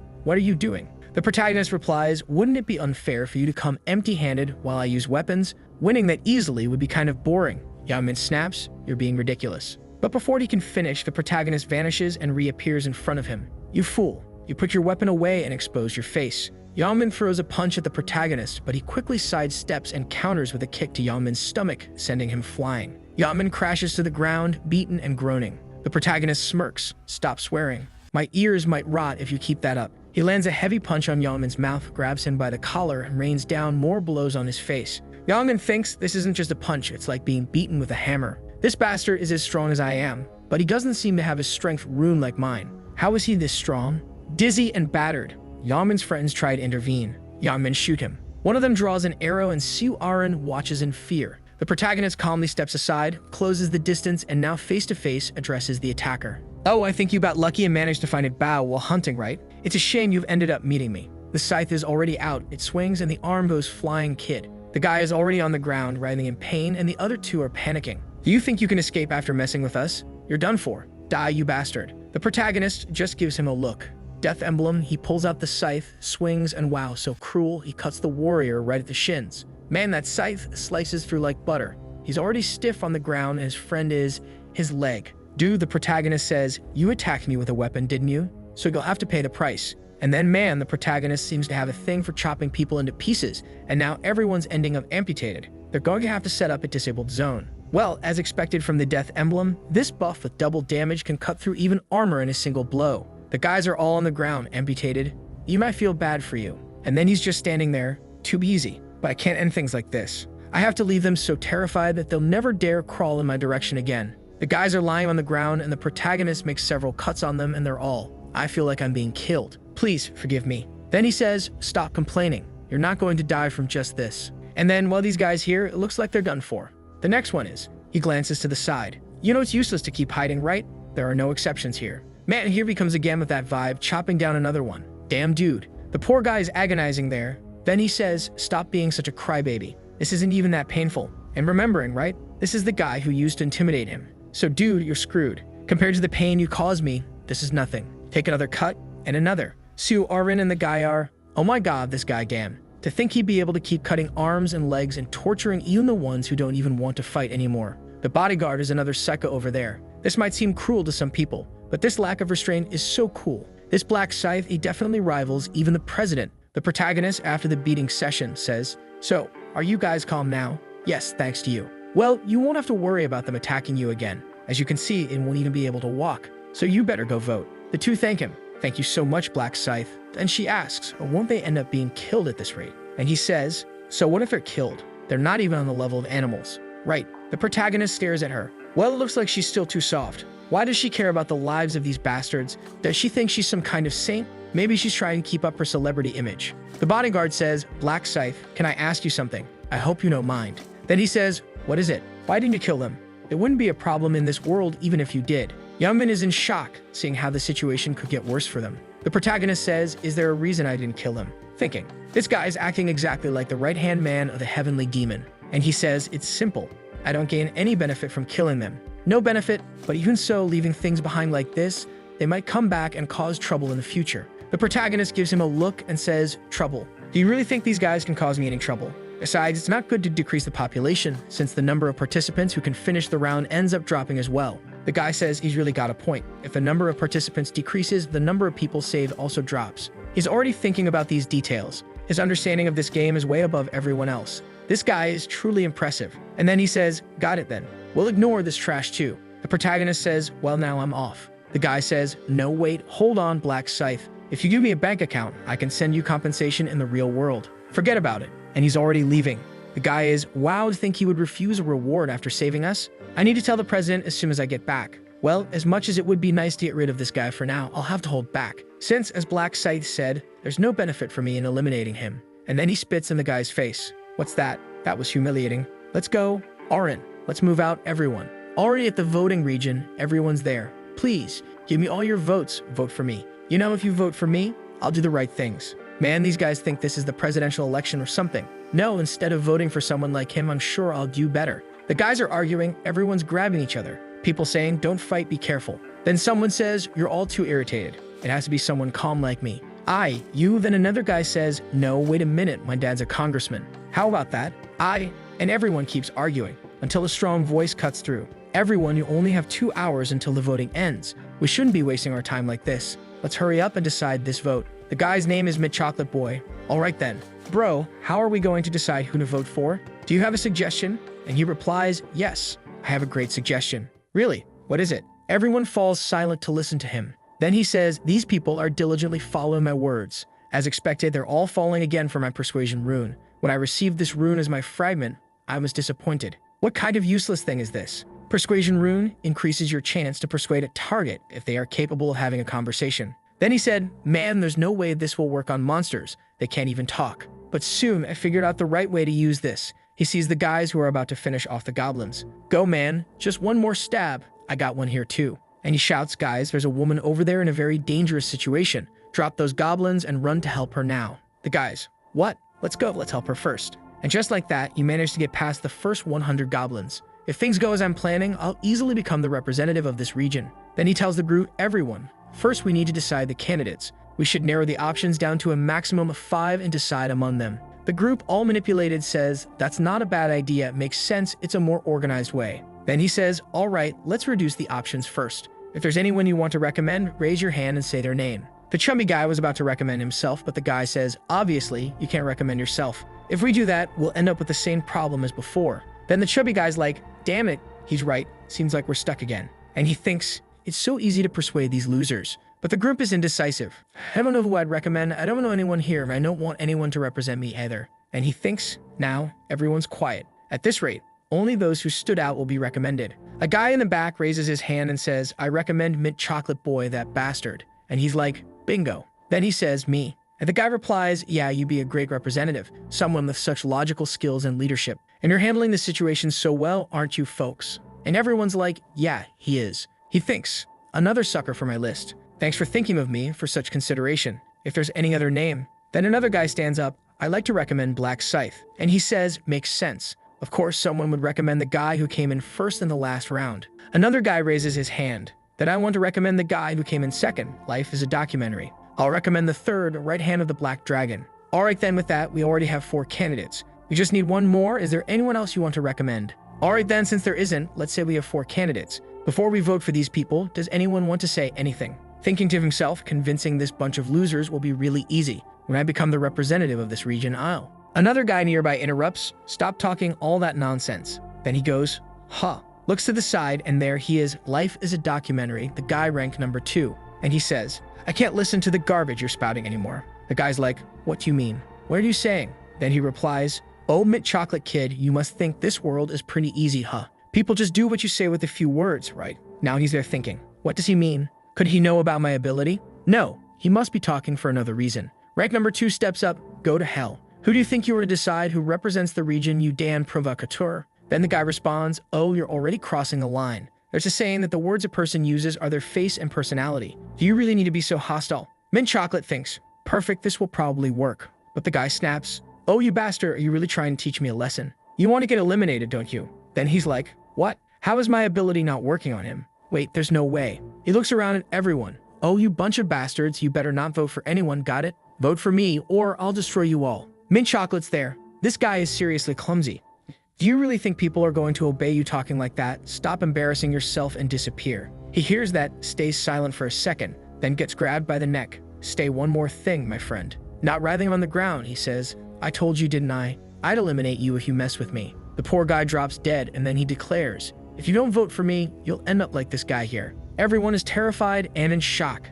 This guy's insane. He's a killer. Then he says, so what? Come fight me if you've got a problem. This guy's lost it. He's completely unhinged. Then he laughs and says, well, since you're going to keep spouting nonsense and not fight, looks like you want me to come over. And now the guy is outright eliminating everyone mercilessly. This is the best. No police, no reporters, no cameras. I can kill as many people as I want. If you don't vote for me, I'll eliminate you in the next round no matter what. Got it? Everyone's on edge. So what do we do? Vote or get eliminated. Done. Now they'll vote for me out of fear. That way, I'll guarantee becoming the representative. Black Scythe, I'll take this bastard down as soon as I get authority and become rank number 1. Meanwhile, the protagonist is out hunting, already having eliminated 265 monsters, maximizing the rune effect and taking full advantage of the experience buff. Well, it looks like I'm almost level 16. The downside is that since I gained so many levels, progress is slowing down now. Even after killing 200 monsters in the last 2 hours, I barely managed to gain 2 levels. The upside is that it's been pretty easy, obviously, right?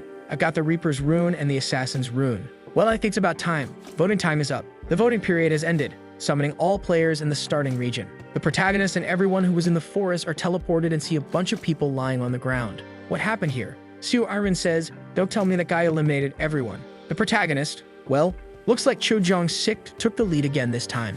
That guy's the leader of a gang and the second best fighter in this district. Too bad his personality is garbage. It's always a good idea to remove a ticking time bomb before it explodes, but now's not the time. The guy approaches the protagonist. "Black Scythe, where have you been? I've been waiting for you for so long. What do you want?" "Nothing much. I just have a suggestion. I'll get straight to the point. Serve me." "Serve you? That's right. I'll spare your life if you serve me." The protagonist laughs. "Hold on. So you're saying you want to start a fight now? Get on your knees and beg or you won't leave here unscathed." Rank number 2 is there. "Looks like you're still crazy. You don't seem to understand the situation you're in, but once I become the representative." Then the protagonist says, "Is it hard to understand what I'm saying, or will you only be satisfied after getting eliminated here?" He pulls out the scythe and the guy stammers. "Wait, where'd you get that weapon?" "Damn it, I messed with the wrong person." The protagonist stares at him. "What's the matter? Cat got your tongue." The guy responds, "You know I'm Cho Jong-sik, right? The leader of the Jong-sik gang. Do you really think I'm going to kneel to someone like you? Come at me with that weapon of yours, you son of a..." The protagonist thinks, "Looks like he's as hot-headed as always. Well, enough joking around. Things would get complicated if I showed my strength and ended up getting the votes, so I need to make Cho Jong-sik the representative so I can use him in the 3rd round. Not to mention, it's almost time for the angel to appear." Right on cue, the angel shows up. "Have all the humans gather here?" The protagonist says, "You're lucky. You better think carefully about who you challenge if you don't want to get eliminated early." The guy freezes. "I almost had a heart attack, but I'll let you off for now. Just wait. When I become the representative of this region, I'll pay back this humiliation tenfold." The angel speaks. "Have you all decided on your representatives? I see that apparently you've done more than just talk in the last 3 hours. Of course, I don't care if a bunch of undesirable humans gets eliminated or not. Shall we proceed with the voting?" And so the voting for the representative begins. You can vote for one person, and the person with the most votes will become the representative. To vote, just look at who you want to vote for and think vote. Players who fail to vote within 5 minutes will be disqualified from the round and eliminated. The voting starts. Everyone is wondering, who should we vote for? The gangster thinks, as expected, everyone's looking at me. But then he notices a girl not looking at him. He snaps, "Why aren't you looking at me?" She looks startled and shouts, "Anyone who doesn't look at me will be eliminated." The protagonist remains calm, trying to draw as little attention as possible, while the gangster declares, "If you don't vote, I'll eliminate you myself. I saw you turn your head. Someone's trying way too hard." The voting ends. Well, voting is over. Good to see none of you tried to avoid it. Now let's check the results. The angel claps her hands and the results appear. The gangster actually wins. Life is a documentary, 2,400 votes. In second place, the protagonist with 2,000 votes. The gangster exclaims, "I'm in first, but are you telling me I only got 2,400 votes and Black Scythe is in second? Those bastards, I told them to vote for me, but they voted for Black Scythe instead." The angel announces, "Well, here are the results. Life is a documentary. You're the representative of this region. Since that's the case, I'll grant you the power of authority so you can command the people." Then the system speaks. You become the representative of the region. As the representative, you've been granted the command authority. He smiles and says, "Now you're going to regret not eliminating me, Black Scythe. I'll command everyone to eliminate him." But when he looks at the ability, it says, "Temporary skill, command authority." You can issue one command to players and forcibly control them. Under its effect, the player cannot disobey the command under any circumstances. Usage limit, 10. The ability does not work on players with a class. The gangster is stunned. "Wait, I can only use this 10 times, and I can't even use it on players with a class? Does that mean everyone who's received a class can ignore everything I say?" The angel continues, "Well, dear humans, you must be thinking everything is over after the voting, right? But that's not the case. There was a hidden mission in this round." The crowd is shocked. "Wait, what does she mean? Hidden mission." Then it appears. Side mission. Advance before the end of the voting and receive a class. Everyone exclaims, "What? An advancement item? Receive a class." She says, "Well, this mission window was programmed to appear as soon as someone reached level 10. You didn't even know, did you?" The crowd murmurs, "But how are we supposed to level up if there are no monsters here?" She smirks. "What do you mean by that?" "The forest is full of monsters." "Well, don't feel bad. Only 80,000 people managed to advance from all the regions. Speaking of that, someone in this region got a class upgrade." Then people start saying, "Wow, someone already changed their class? Who? Should we check the secondary mission results to find out?" She snaps her fingers and it appears. Secondary mission for round 2. All regions, Black Scythe, region 45, Black Scythe. Everyone's like, "Wow, it's Black Scythe again." He was the first, and in our entire region, he's the only one with a class, and it's a Reaper. What kind of class is that? It sounds super strong, doesn't it? The guy was carrying a giant scythe. Life as a documentary is there, frustrated. "Damn it, I was planning to use my authority command to make him eliminate himself. But who would have thought this guy would get a class upgrade so soon? The angel says, well, in round 2, the reward was given based on who completed the mission first. So the first to complete the mission in our region was the player Black Scythe. And not just in this region, but in all of them. Incredible Black Scythe. And even your class is unique, a Reaper. And your name fits perfectly with it. Tell me, how did you come up with that name? Did you already know you become a Reaper? He replies, I didn't know I'd get a class that would match my name so well. The angel says that it seems becoming a Reaper was your destiny. The protagonist thinks even the angels don't know how to get the Reaper class. They just know it's a unique class.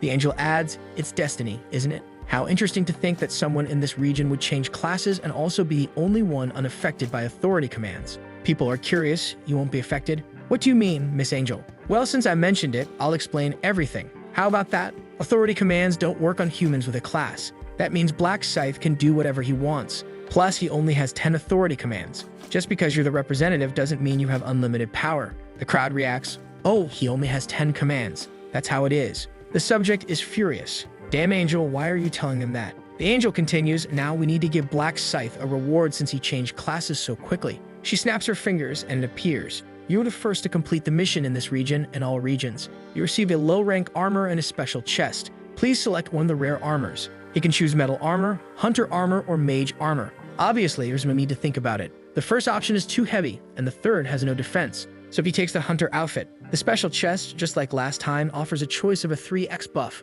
3,000 gold, or information. Well, since there are a lot of monsters in round 3, it's better to pick the experience buff again. The angel says, now that everything has been distributed, please return to your homes. Round 3 will be very exciting, I guarantee it. The system announces that they completed the mission and will return on March 1. The soul then returns to the body. The gangster wakes up and checks. My arm, thank goodness it's still here. Luckily, as long as you're not eliminated, your body comes back intact. He lowers his head, never again. I'll never mess with Black Scythe again. What a disaster. Why did I have to get involved with someone so heartless? Back at another location, a bodyguard who initially said he'd abandon the girl decides not to, so everything's fine. He says, well, you worked hard, Aaron. She replies, what did I do? You did everything. Thank you so much for helping me and for protecting me. He adjusts his tie. That's expected, considering I'm your manager and your bodyguard. Then she adds, I'd like to thank Black Scythe again. Is there any way to do that? Unfortunately, we don't know his real appearance, so there's no way to find him. Besides, it seems Black Scythe doesn't want his identity revealed. He doesn't. Do you know why? I asked him for his bank account number so I could send compensation, but he immediately refused. Black Scythe knows I'll be able to find him with the account number. She looks a bit sad, doesn't she? The bodyguard says, well, if you really want to show your gratitude, why don't we find him in the next round and give him an item? She responds, that's a good idea. I'll have to think a bit more about how to repay him. Well, get some rest today. I'll see you tomorrow morning. All right, take care. The guy's already in the elevator saying, President May. The president answers, hello, Sanchu. He says, looks like you're still not asleep. The president replies, I was just having some whiskey after getting back from the game. The bodyguard says, I saw the results, President. Congratulations on becoming a Black Knight. The president replies, well, it was nothing special. What happened on your side? Well, Siwa Renan and I only managed to reach level 8. In the middle of everything, we were hunted, got injured, and couldn't continue hunting. Hunted. I was planning to tell you once I got back. Is it possible for me to come now? The president says, is this related to Black Scythe? Come to the hotel immediately. I want to hear the details in person. All right, I'll be there in 20 minutes. The guy gets into his car while the protagonist watches from the side, observing. As expected, he's going to meet the president. 10 minutes earlier, the protagonist had woken up and used his tracking ability in real life. He just thought of the guy's face, and as the name and face matched, the system immediately provided a location, 9 meters. Well, he's very close, probably on the top floor, but now it's changing minus 23 meters, 56 meters. Judging by how fast it's changing, he probably took the elevator. Where is he going at this hour? Could he already be heading to see the president? I need to confirm this. Thankfully, I activated my tracking as soon as I got back. The shadows are covering the moonlight. It's the perfect time to tail someone. The president is there. I'll hold back for now since I need this information first. Black Scythe, who wouldn't want to know about the player who's already ranked number 1 in both the first and second rounds. The president thinks the guy said he has some information about rank 1. I got bad feeling. Did you pick a fight with my subordinate? If that's the case, I can't just let it slide. Messing with my right hand is like challenging me. It doesn't matter who it is. If you try to get in my way, I won't let it go, even if it's rank 1. The protagonist, on the other hand, is thinking about allying with this guy, though his villainous look suggests he might cause trouble, putting the protagonist in a tough spot. At the president's office, Sang Kyul arrives. The two greet each other and engage in small talk. Out of nowhere, the guy says, just your existence motivates me, President. Thank you so much. Wow, talk about over the top. Even the president comments, "You're really good with compliments, but take a seat." "It's not a compliment, it's the truth, sir. And though it's late, congratulations on surviving." The president responds, "Surviving? Round 2 was like taking candy from a baby." Sang-kyul adds, "Congratulations on changing your class as well. It was nothing special, pure luck." People say luck is also a skill. Besides, you ranked number 2 and number 3 across all regions. That's no small feat. There's no greater honor for me than serving you. All right, calm down there. The president remarks, "Seems like you want something. Given all these compliments, go ahead and ask me what you want to know." Sang-kyul asks, "In that case, could I ask where you got an advancement item?" The president replies, "It was nothing. It just dropped while I was hunting some monsters. The truth is, it's thanks to the rune I received that I got this fragment." We see the moment when the angel tells him to check his inventory. He opens it, and there it is, Rune of the Black Knight. The description reads, "Increases all your attributes and imbues your weapon with a black aura that damages your enemies. Automatically advances you to a Black Knight when you reach level 10. He thought, Rune of the Black Knight? So I can become a Black Knight when I hit level 10. He thinks I was lucky at level 1 to get such an incredible item. However, he muses, even for a subordinate I value so much, I can't reveal this information. People always change from one moment to the next. That's human nature." The president says, "Well, let's get straight to the main topic. Who tried to hurt you? Was it Black Scythe?" He responds, No, it wasn't him. Actually, he saved my life." "Saved your life? Tell me the details." A bit later, after explaining the situation, the president says, "So you almost died because there were some thugs after Arin?" "Yes. If Black Scythe hadn't shown up, I think both she and I would have been eliminated. Maybe Arin would have survived, but I believe the psychological trauma she'd suffer would end her career in the entertainment industry." The president thinks, "Not only did I almost lose my most valuable subordinate, but even my business was nearly ruined." Then he asks, "And what happened to them? They were eliminated, right?" Sang-kyul answers, "Well, even though Black Scythe made them suffer more than death, in the end, he didn't eliminate them." The president asks, "Why not?" He said something like, "There's no benefit in eliminating them.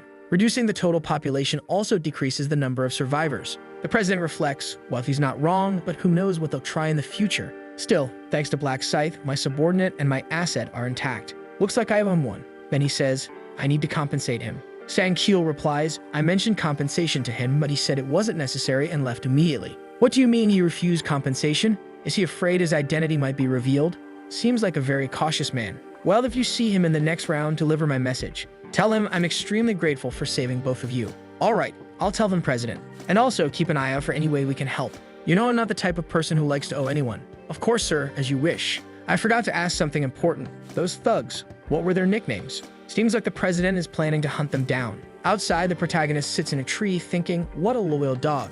He went straight to talk to that president as soon as he got back, even though it's so late at night. "Well, now that I've confirmed their fate, I better head back. I look suspicious wandering around here. Now, having a celebrity of the heavenly demon living in the same apartment as me, I'll have to thank my little brother. If I hadn't gone to deliver those rice cakes, I never would have met Arin or found out she's connected to that guy. If I manage the trust my neighbors have in me carefully, I can gain that guy's trust too. On the other hand, I still need to think carefully about whether I want to take the heavenly demon to the final round or not. His Black Knight rune is so powerful it could be considered a hack. The problem is the downside of receiving this rune, you're forced to become a Black Knight. And the worst part is that after receiving the Black Aura, the power of the Black Knight, you need to recharge an exclusive energy called Dark Energy, which can't be acquired through normal means. It's clear you have to eliminate others to recover energy. In a way, it's a skill that suits a psychopath like him, and it's kind of dangerous to have someone like that as an ally. For now, I'll keep him as just a candidate and use him when necessary because there are plenty of other talented individuals besides him. I'm also thinking about that woman who's probably the priestess connected to him.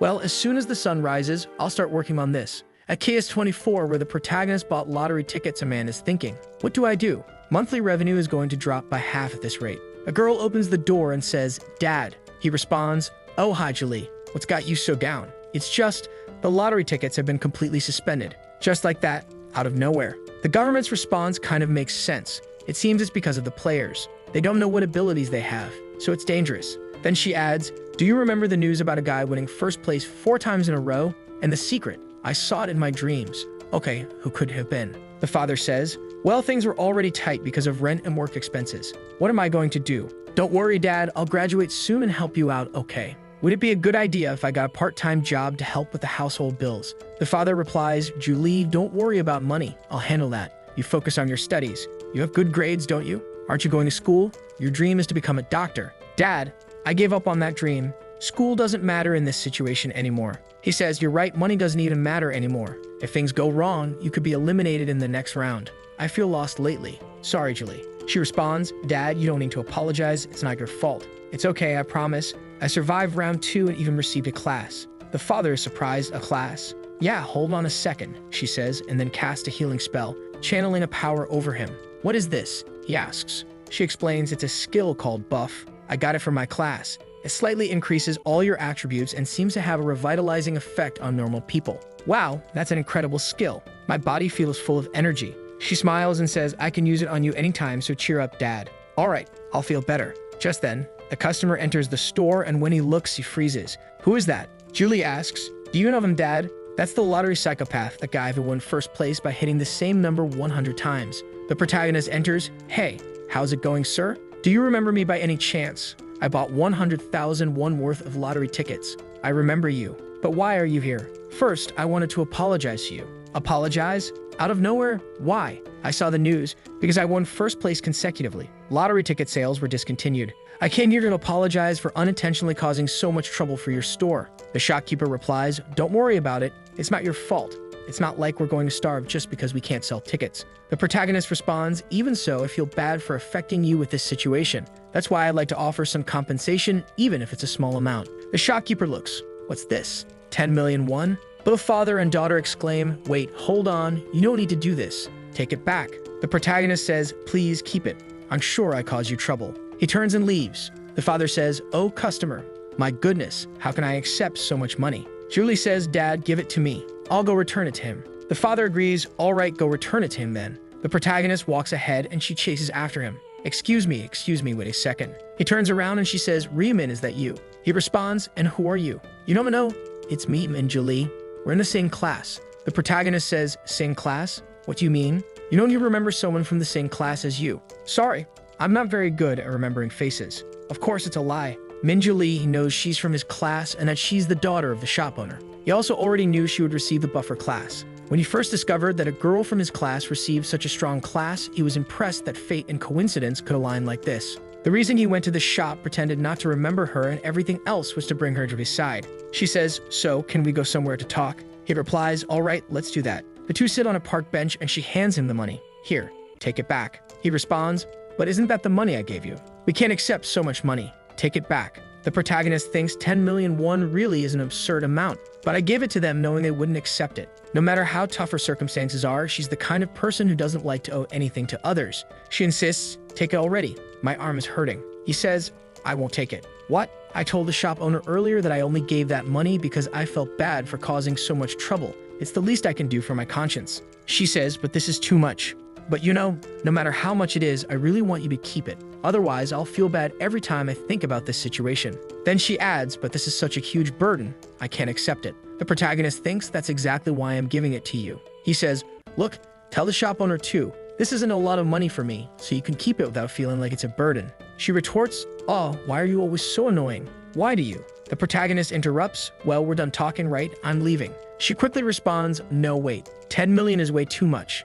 I'll take 1 million instead. Is that okay? The protagonist replies, but are you the one deciding that? Go ask the shop owner. She says, oh, my dad will definitely feel uncomfortable with so much money. The protagonist questions, your dad? The shop owner is your dad? Yeah, he is. Wow, that's surprising. I go there all the time. Fascinating. She replies, it's fascinating for me too, finding out that the lottery's first place winner is a classmate of mine. The protagonist thinks, huh, classmate? She continues, well, didn't you realize we're in the same class? I recognized you as soon as you walked into the shop. He apologizes, sorry, I'm really not good with faces. Besides, this is the first time we've actually talked, isn't it? True, she admits. She then says, so this is the first time you've heard my name, right? Yeah, sorry. She seems a little embarrassed, and the protagonist thinks, even though I feel bad pretending I don't know her, I have to do it to keep her interested in me. Sigma protagonist, cold and calculated. She stands up and says, I told you before and I'll say it again. My name is Minju Lee. I'm in the same class as you, and this is my face. Will you remember me? The protagonist replies, I'll remember. She sits down feeling defeated. Why does it feel like I've had a reality check? What am I doing with my life? I'm introducing myself to a classmate when graduation is just around the corner. The protagonist says, well, at least we know each other now. It's not like we can't talk after graduation. Speaking of which, why don't you give me your number? My number? Yeah, is there a problem with that? I don't think it's strange for classmates to exchange numbers. You're right. She hands him her number. Here you go. The protagonist responds, well, I guess it's fate that we met like this, so let's talk again. She agrees, okay. He then says, I have something urgent to do, so I'm heading out. As the protagonist leaves, she suddenly remembers the envelope. I forgot to give it to him. But then she reflects. To think he would ask for my number out of nowhere like that, it completely threw me off. My heart is racing. I know he asked because he sees me as a friend, but I still like Ryumin. What's happening to me? Damn people. Did I win the lottery out of nowhere? No, hold on. We're going to figure out why. She recalls I met him by chance. Then I saw a bunch of guys kicking and insulting him. You bastard. You didn't bring the money, huh? Do you think my words are a joke? Kicks all around. And she remembers thinking, oh my god, I called the police. Was it because I felt sorry for him? Or because I was the one who reported the incident and wanted to see how it would play out? She followed Ryumin to make sure he got home safely. But when she saw him working his part-time job as if nothing had happened, she realized he was much stronger than he seemed. From that moment on, she began to take an interest in him. But she never had the courage to speak to him. Her feelings grew, but she was always too scared. Who would have thought we'd meet like this? I need to act now. This is a chance given by the heavens, and there's no way I can pretend I don't know him after receiving 10 million. Well, since that's the case, should I ask him to grab a bite to eat with me? That's how you do it. Go for it. Call the protagonist, who's lying in bed scrolling on his phone. Damn, she already called. Let's go eat. Let's grab dinner. I'll pay. I have plenty of money, but I can't keep relying on you so much. The protagonist thinks good, a positive sign. It seems she feels like she owes me something and wants to buy me lunch. It will be easy to make her an ally and naturally become her friend. This way, I can save her and take her to the 20th round. He gets up to leave, already carrying a Prada bag. His brother asks, where are you going? I'm going to meet a friend. A friend is not a girl, is it? And why can't I meet a girl? I'm leaving. Bye, don't forget to have lunch. The brother is surprised. No way is he going on a date. At the meeting, the protagonist asks, so, how's the meat? She replies, what? The meat? Do you like it? Yes, I do. I like it. Then eat a lot. All right. The warrior looks awkward. Worse than those protagonists who make us frustrated. She thinks to think I'd be here alone with Ryumin. What an amazing day. Both sit in silence. She thinks no, the atmosphere is getting weird. I need to say something. Come on, be bold. So how did you win the lottery? Like 4 times in a row. The protagonist replies, I saw the results in my dreams. Wow, how much did you win from those dreams? Maybe I wouldn't have to worry about money for the rest of my life. On the other hand, now I have to worry about my life. So I was curious. How was your first round? Was it hard to eliminate the goblins? It was very hard. It took forever. What region are you in? Yes. I don't remember the rest. Something ending in 5. Oh, mine ends in 7. That's a shame. It seems like we won't be able to meet there. The protagonist thinks, don't feel disappointed, my friend. We'll definitely meet. Over time, the regions will merge as the number of survivors decreases. Now I'm confused because he wants to hide that he's the rank 1 protagonist, but he also wants to be her friend and recruit her to his team. So things are getting complicated to follow. What level are you? She asks. I'm level 10. I'm level 10 too. Did you get a class? Not yet. And you? Well, I was lucky. I got a class item. It's called Buffer. Oh, Buffer. Like in games. The protagonist thinks, thank goodness she has the Buffer class again. She says, do you want to see it? I have a buff called Blessing that increases all your stats. Really?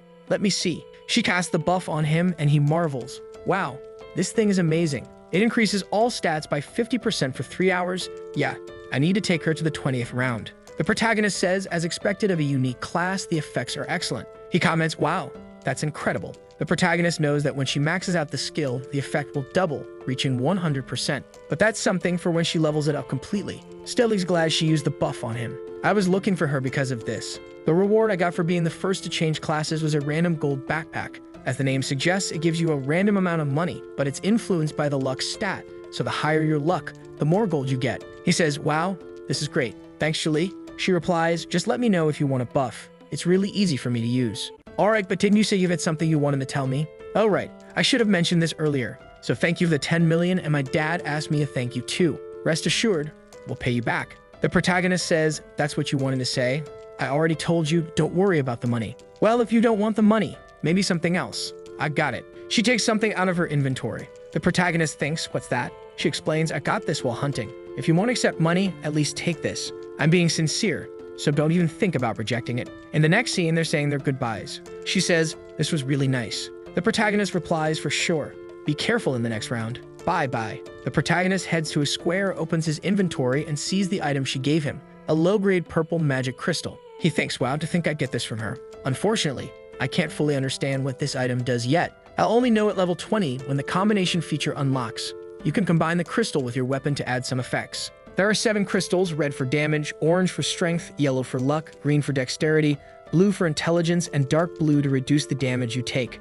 Finally, there's the purple crystal, the rarest of them all, which has a very low chance of increasing all stats. Well, I'm really lucky to have received this for nothing. Looks like my luck in real life is pretty high. I'll use the magic crystal once I reach level 20. Now, should I open the golden pouch right away? But before that, I need to increase my stats with my assassin rune without using those pesky worms. The assassin rune increases my stats by 1% every time I eliminate a target, and insects count too, since it just needs to be something alive. There are no insects in the other world, so I've got no choice but to rely on monsters. Luckily, that's not the case here on Earth. He apologizes in advance and starts crushing bugs, activating his rune to 100 out of 100, boosting his stats by 100%. His luck is now at 45. My 15 points in luck have already reached 45. Looks like I'll get some good results this time. He opens his inventory and then the golden pouch, which can contain anywhere from 1 to 9,999 gold. Let's see, how much will I get? You can receive a different amount even with the same luck stat. In the past, depending on my stats, I usually get between 3,000 and 6,000. He checks it, and what? He gets 9,999, the maximum amount. Impressive. It was definitely worth receiving this blessing. Now I've got 16,000 gold, enough to buy even an epic item. The item I've been waiting for will appear in 2 weeks. I'll wait for now. The protagonist heads home, and his brother, curious, asks, "How was your date?" "What date?" "You didn't go on a date. Stop talking nonsense. What did you have for lunch?" "I ate black ramen." "Seriously? Why didn't you order something better?" "Brother, there's nothing wrong with eating black ramen. Do you know how much I've been wanting to try it?" The protagonist replies, "Yeah, that makes sense too. A month ago, we didn't even have money to survive. Speaking of which, my Bitcoin investments should be nearing 150 million. Just like in my past life, I know it's going to crash in 2 weeks. Time to sell it all." Before that, he decides he also needs to get his driver's license quickly. The protagonist goes for the driving test. My God, how many times have I done this already? I might as well half-ass it and pass. He just stands up, walks out, and the examiner thinks, "What's with this guy?" He checks the screen and sees that the protagonist passed with a 95 very quickly. The examiner is shocked but realizes, well, that result was obvious considering how many times he's done this. Quickly, he receives his license. The protagonist has an existential crisis, thinking, wait, how many years have I lived? What's my actual age? Right after, he pulls out a Lamborghini Aventador. Protagonist showing off, damn man. It's not an easy car to buy, but he knows where to go and what to say, so everything goes smoothly. 2 weeks later, it's finally time to say goodbye to Bitcoin. He has a sinister smile on his face. His brother asks, what happened? "I just sold all my Bitcoin." "How much did you make?" 300 million. His brother stares, shocked. 300 million? You turned the 60 million you won in the lottery into 300 million? It seems like the values are in won, but now they're talking in dollars, which is why the numbers seem off. The protagonist says, "I'm telling you." His brother replies, "Wow, I was trying to stop you from investing." "Damn, but for you to have profited this much." The protagonist adds, "I didn't know I'd profit this much either, since the most I made in my last attempt was 280 million. His brother asks, "Are you going to withdraw it all?" "Of course." "Good, brother. Now I'm going to start investing in stocks." His brother spits out his coffee. "Brother, you're planning to invest in stocks? You don't know anything about that." "Don't worry. I saw it in my dream." You've had another one of those crazy dreams, and now it's about buying stocks. "Exactly. I'm going to buy it, and we're going to make a fortune." "Well, do whatever you want then." He gives up. The protagonist thinks, I don't blame him for being so nervous, but I know the future, don't I? The company I'm investing in now is Kozdak, worth around 900 million. It's the corporation of the Heavenly Demon Consultancy. This company belongs to that guy. Even though nothing major has happened so far, they'll create a special system after round 4, and then this company will grow a lot. There's no reason not to invest when I know I'll profit so much. If I acquire a large share of the stock and secure some operational control, it'll be a huge advantage to exercise the influence of a majority shareholder. First, I'll invest 280 million and obtain 31%. Now, he glances to the side, seeing his brother. Please let the dream be correct once again. He makes the purchase. Good, it's confirmed. Now I just need to buy my items. At midnight of the same day, the protagonist opens the game's item shop. I've been saving up until now. He navigates to the equipment section. You can buy common items and skills as long as you have the money. Nothing is more convenient than this. However, most are normal rank items. Still, it's not impossible to buy rare or epic items. The daily item feature allows you to purchase a random item that changes every day. Of course, it's difficult to get exactly what you want since you don't know when it will be available. But that's not a problem for him, as he already knows what will appear. And today is the day an epic item he needs becomes available. There it is, item of the day, skeletal necklace. It provides some stats, and its most interesting effect increases attack speed by 1% for every enemy defeated, up to a maximum of 25%. Perfect. The skeletal necklace is an item that increases his intelligence and attack speed, not to mention that it's quite cheap for its many effects. Now that it's here, it's time to use that. He opens his inventory and uses the 50% discount ticket he received when he changed classes. The protagonist, who scored 0 in math, pays half the price and is amazed that he still has almost 14,000 left. Wow, I have so much money. That's great. Obviously, if you'd done the math earlier, you'd have realized it was easy. Originally, he was planning to buy a set of normal equipment with what was left, but if he saves another 6,000, he can buy another skill, and this skill is much better than any normal equipment. I need to earn 6,000 gold as quickly as possible. Thankfully, round 3 is full of monsters. Time passes, and finally on the first day of March, everyone is transported. The group is teleported and already upset. Damn it, we've been brought back again. Man, this isn't even a forest. Where are we? The surroundings resemble a ruined village, seemingly encircled by a fortress. It looks like castle gates. What's that crystal over there? What will they ask us to do in the third round given this setup? The protagonist thinks this place is unfamiliar to everyone, so they're all anxious. Except Cho Jung-sik. He's the only one who's not nervous. People mutter, "Hey, isn't that guy the representative of our zone?" Yeah, it's Life is a documentary. He's the leader of some gang, remember? He grabbed a sword and started threatening a bunch of people. They should have let Black Scythe be the commander. Watch what you say, man. He has authority. He might hear you, you know. So what? He can only use that authority 10 times. Why are you scared? Life is a documentary hears them and immediately commands everyone to shut up. The group whispers, "Oh no, he's already yelling. Does he think yelling at us is scary?" He shouts again, "Shut up. Who's the idiot who said that? Damn it. I knew this would happen. That cursed angel must have revealed my weaknesses to everyone." At that moment, the gang leader Prodigy steps in. "All right, that's enough. Wang Yaoman, what's your deal?" Life is a documentary, Hyundam, I, the leader of the Jong-sik gang, Jong-sik Sunbainam, have come to meet you. All right, so which group and family are you from, Sunbainam? I'm not part of your family yet. I'm just a 20-year-old man who wants to become a gangster. What? Wait, this kid's dream is to become a gangster? What kind of psychopath is he? Then the kid says, "You're my role model, and I've always wanted my gang to be part of your faction." The other guy replies, "Wait, so what are you?" Before he can finish, the kid throws himself to the ground. "I want to serve you. I want to serve you as my mentor for the rest of my life. Please accept me." The guy smiles, "I've seen crazies in my life, but this is the first complete psychopath. Still, I like this kind of passion. Hey, stand up." "Yes, sir." "Are you nuts, kid? Don't you know my image around here is ruined? And you still want to stay with me?" "I don't care about that, man. I respect you. If you accept me, I don't care who stares at us." He looks at him and says, "I like your answer. All right, I'll take responsibility for you, kid." "Thank you, sir. It's an honor." The crowd murmurs, "Wow, that guy joined Life is a documentary. He's really crazy. Look how happy he is." The protagonist observes. There he goes, teaming up with Jong-sik again. This could be good. Soon after, the angel appears. All humans are here. Let's take a look. There are 90 fewer than last time. Everyone reacts. 90? What does she mean? No side chatter, she says.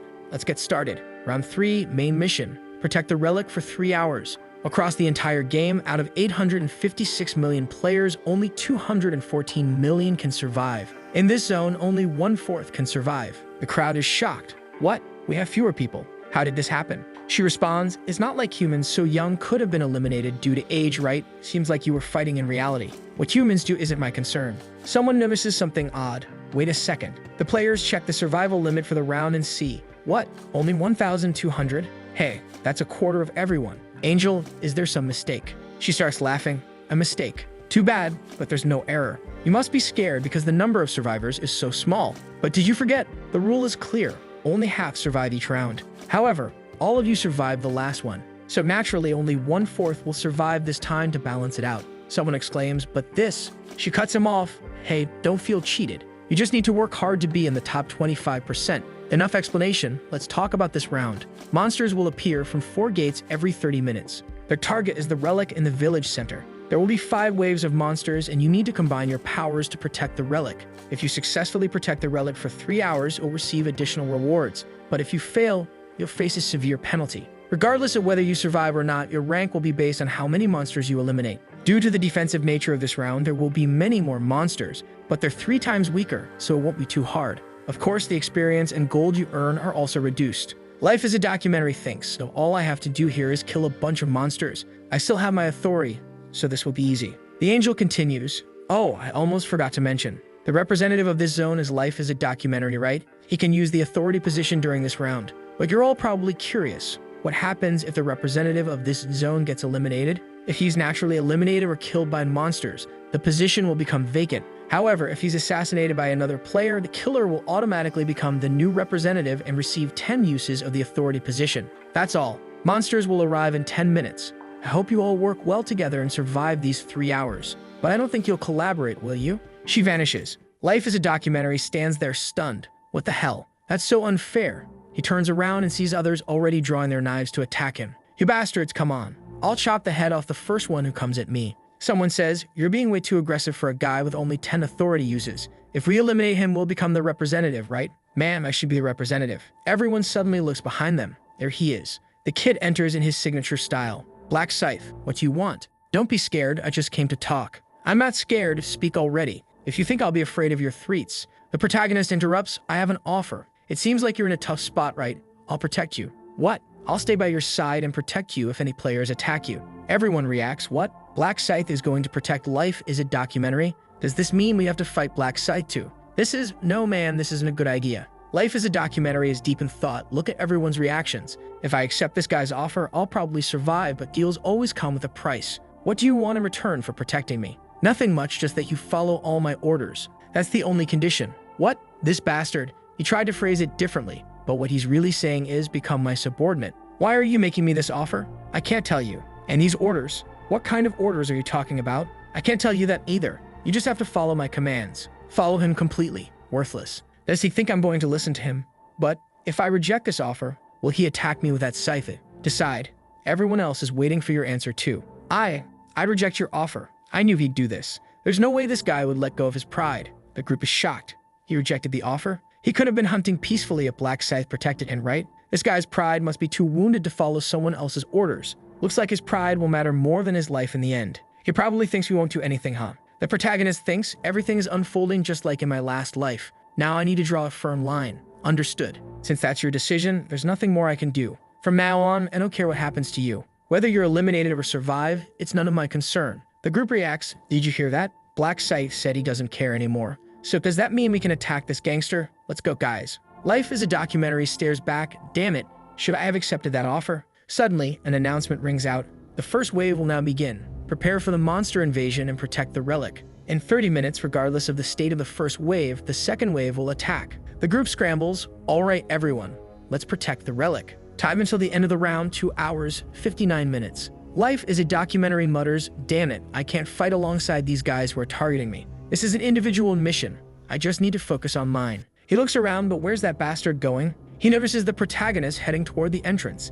Is he planning to fight alone? At the entrance, the announcement echoes. Wave 1 to 4,900 players, 9,800 weakened goblins. 9,800 goblins. Based on this round, all goblins have only 1/3 of their strength. Good luck in battle, everyone. Life is a documentary mutters, damn it, I'll hide first and observe the situation. But why is Black Scythe moving? Is he seriously going to fight the goblins at the entrance alone? Even if the entrance is narrow, at least 10 can pass through at a time. Does he really think he can handle 10 at once? He watches as the protagonist stands waiting for the goblins. That crazy bastard. He's acting all confident just because he's a level higher. He'll probably kill a few and then run away when things get tough. Guaranteed. The goblins approach. The protagonist draws his scythe and slashes through 3 at once, tearing them apart. Life is a documentary stares in disbelief as the goblins leap toward him. Time seems to slow. The protagonist jumps and slices through them in midair. Wait, is Black Scythe really this strong?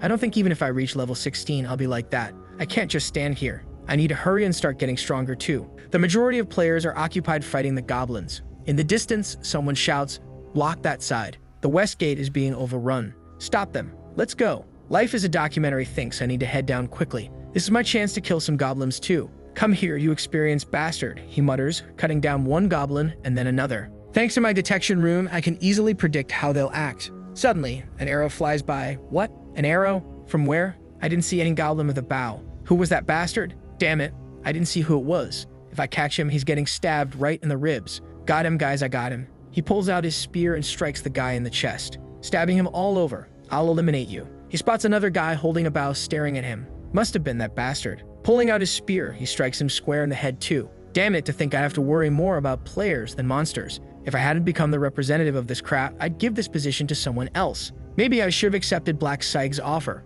No, a man's got to keep his pride. I'll never submit to that bastard. There's got to be a solution, a way to hunt peacefully without worrying about players. That bastard, wait, he's rank 3 in this zone. Black Dragon Flame in my right hand, isn't it? It's going to be you. Hey, what's going on? Black Dragon Flame in my hand from now on, protect me. Meanwhile, the protagonist, benefiting from the effects of the skeletal pendant, has his attack speed increased by 25%. You eliminated a goblin. Current kills: 502 of 100, applying 3 as experience buff. All stats increased by 100% due to the assassin rune. Earned 3.33 gold plus an additional 1.66. The protagonist checks his status window. I've made around 2,000 gold so far.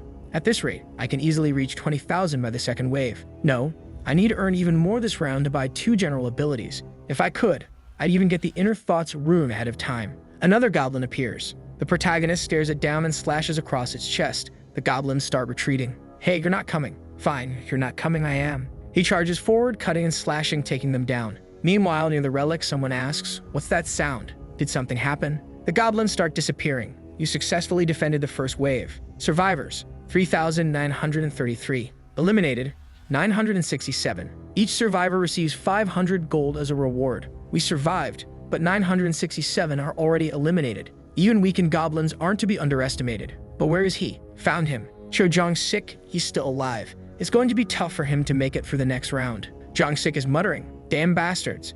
They're not aiming for the goblins. Those jerks just want to eliminate me." Here comes another one. He takes a hit on the shoulder from an axe-wielding player. Good thing I've got these fools protecting me. Thanks to the commands, they're obeying me like meat shields. Maybe I can survive this. The gangster asks, "Hyunnim, are you okay?" Look at this bastard protecting me without even meeting a command. Damn it, I'm losing a lot of blood. Can I really make it to the final stage? Whatever. I'll survive this mess and prove to everyone I'm the strongest here. Wave 2 to 3,933 players versus 7,866 goblins and hobgoblins. Based on the round, they're weakened. Good luck in this battle. The protagonist faces down the goblins. With a single sweep of his scythe, he cuts down 5 or 6 of them. He leaps forward, slicing through 3 more. You've reached level 20 and your rank has increased from apprentice to regular. You can now use the combination function. Finally, level 20. Now I can combine items to create unique ones unavailable in the shop. As a reward for your rank increase, the Death Seal ability has been strengthened. Additional damage from Death Seal has increased from 100% to 120%.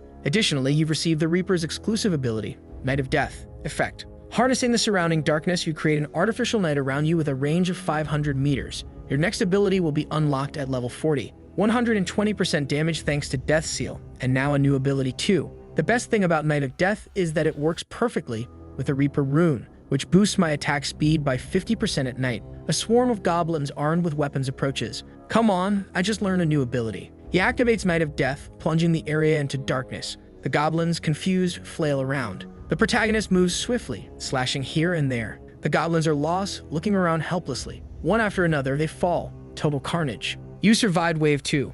3,343 players remain, with 590 eliminated. Every surviving player will receive 500 gold. Is the second wave already over? Should I buy my skill while I rest? Shopping. The first skill I need to buy is Detect Presence. With this, I can sense anyone within 30 meters of me. For now, there are only goblin corpses around. Should I save up another 20,000 gold? Wave 3 to 3,300 players versus 6,686 weakened hobgoblins. Quick slice here, stab in the chest.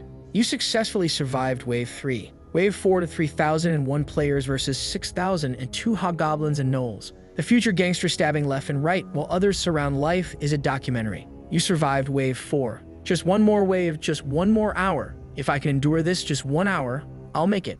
I'd already used all 10 of my authority commands. Now, as long as they protect me, my life won't be in danger. Wave 5 to 2,700 players versus 10,000 weakened gnolls. 10,000? Why so many? Based on this round, they're weakened. Good luck to everyone. I don't mean to worry. This is an opportunity for me. I'll set a record now. I need to get stronger and take down those bastards who tried to eliminate me. He looks around, noticing the group he commanded earlier taking blows to their chests. He's over there. That's the zone representative. We need to eliminate him now. Bastards, protect me from them. He grabs 2 players, using them as shields to fend off attackers. One takes a stab to the chest, another a knife to the face. They drop dead. Damn it, I'm in trouble. It's not time to hunt anymore. I need to run. There he is. Let's get him. Damn it, I just needed to survive one more wave. Just one more. He runs straight toward the protagonist. Black Scythe. Hey, Black Scythe. I accept your offer, man. I'll do anything you order, but please protect me. I said I'd accept your offer, Black Scythe. Answer me. I refuse. I told you before that I don't care what happens to you anymore. But you made the offer. I said I'll submit. Why are you rejecting me? I don't need a subordinate without authority commands. Damn it, he's saying, I'm worthless now. If I'd known it would end like this, I would have accepted the offer earlier. Did you see that? He rejected the offer. What a relief. I was worried about what I'd do if Black Scythe accepted. Your life really is a documentary, huh, buddy? Now that you screwed, it'll be easy. Damn it. If you want to come at me, fine. I'll take at least one of you down before I'm eliminated. The gangster prodigy steps in. Sunbainum, you're struggling, huh?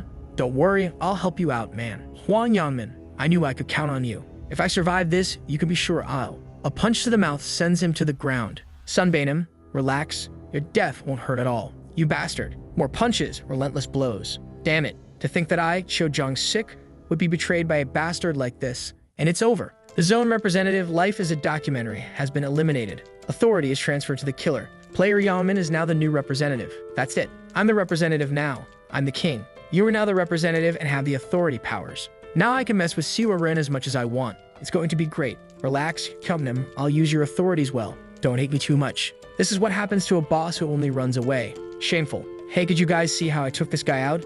He didn't stand a chance. Yeah, you're right. Thankfully. What the hell? His hands are still covered in blood. He beat the guy to death with his bare hands. This psycho is giving me chills. A complete bastard. To think he really betrayed the guy. What's wrong, everyone? What's going on? Hey, wasn't this bastard supporting that gangster earlier? Looks like he was planning to betray him from the start. Man, this guy's weird. To think he's the leader now. Hold on. Let's take this guy out. He says, they're targeting me now. Fortunately, I have someone to rely on. Black Scythe. What? You saw the message. I'm the zone representative. I have the 10 authority commands. So, the offer you made to life is a documentary. I accept. I'll do anything you order as long as you protect me. Cho Jong-sik was abandoned because he no longer had those commands, so you're going to accept it, right? I don't really like your attitude. If you get on your knees and beg me, maybe I'll consider your case. Excuse me, you didn't hear what I just said. I have the 10 authoritarian commands. Yes, so what? You must be mistaken about something, but the one who needs someone here is you. The guy looks a little confused, saying nothing. You want my protection? Get on your knees and beg. He looks back, already turning around. I'll do everything you order, so please use me as your subordinate, please, Sir Scythe. The protagonist stares him down. I've seen this scene so many times it's almost unpleasant, but Huang Yangmin, unlike Jong-sik, has some value for now. Alright then, I accept your offer. Thank you so much, Scythe. Stop doing that. You're disgusting, man. Sorry. He takes a few steps forward. The group, wait, what happened? The Black Scythe is going to protect Yeoman? That's ridiculous. Are we going to have to fight against him? Man, did you see Scythe fighting? No way. He wiped out hundreds of monsters on his own here. How are we supposed to take this guy down? The protagonist?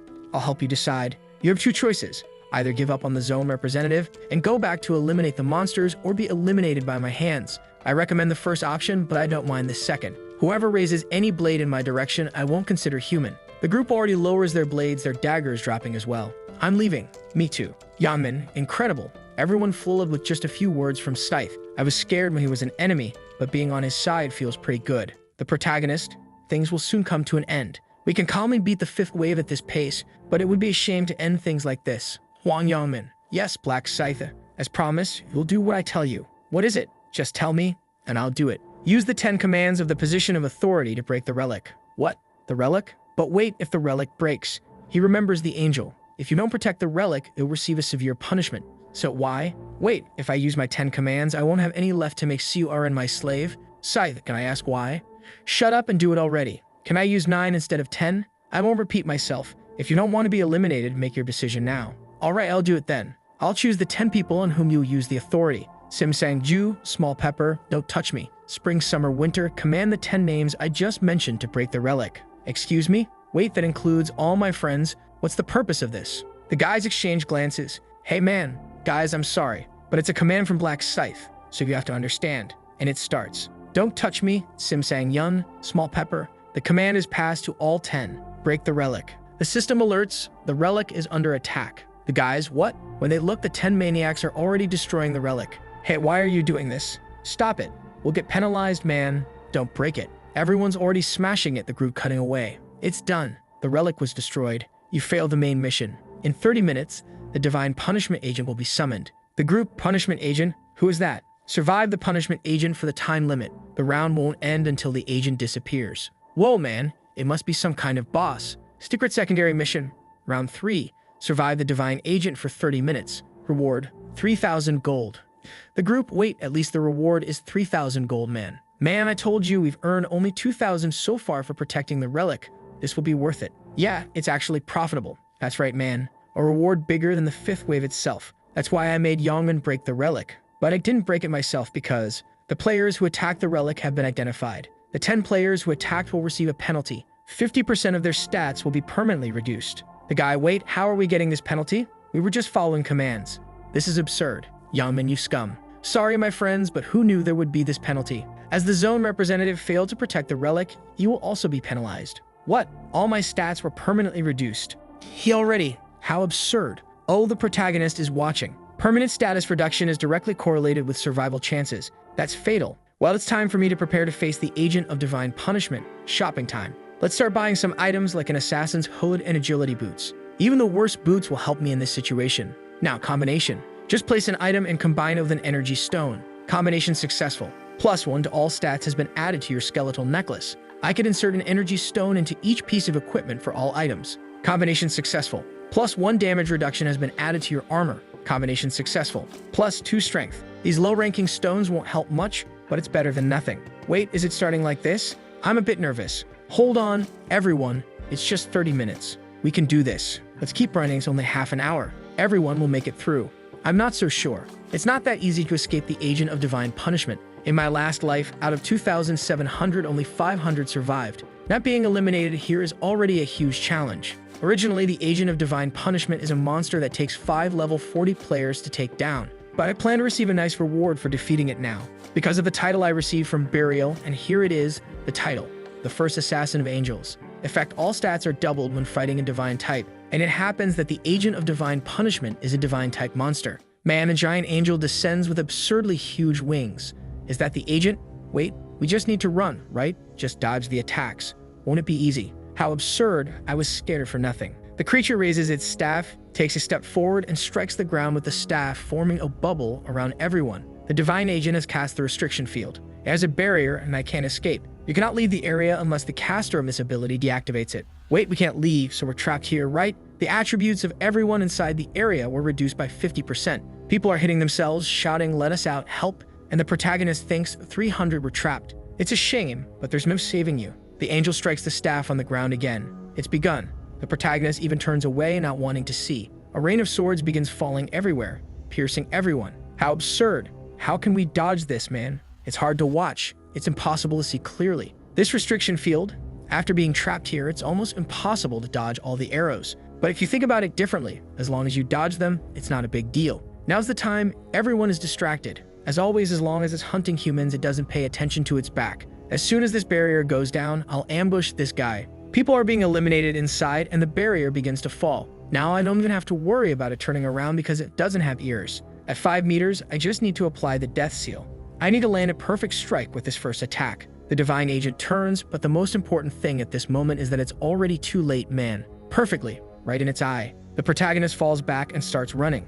Because of the death seal, it now only has 60% of its life. One attack reduced 40%, not bad. It will probably use the restriction field again to try to locate me. The divine agent is using the restriction field, but as soon as it realizes I'm already out, it'll drop it. The creature lowers the field again. Now that I've taken out one eye, I need to take out the other as well. I already strike at the other eye too. The creature is writhing in pain. The divine agent used the restriction field. Your stats have been reduced by 50%. It doesn't matter anymore, man. Without your eyes, you're just an angelic punching bag. Apparently, its plan is to shoot arrows everywhere since it can't see me. But Death's Might already surrounds the creature, which has no idea what's happening in this situation. Completely lost. Light cannot pierce through the darkness.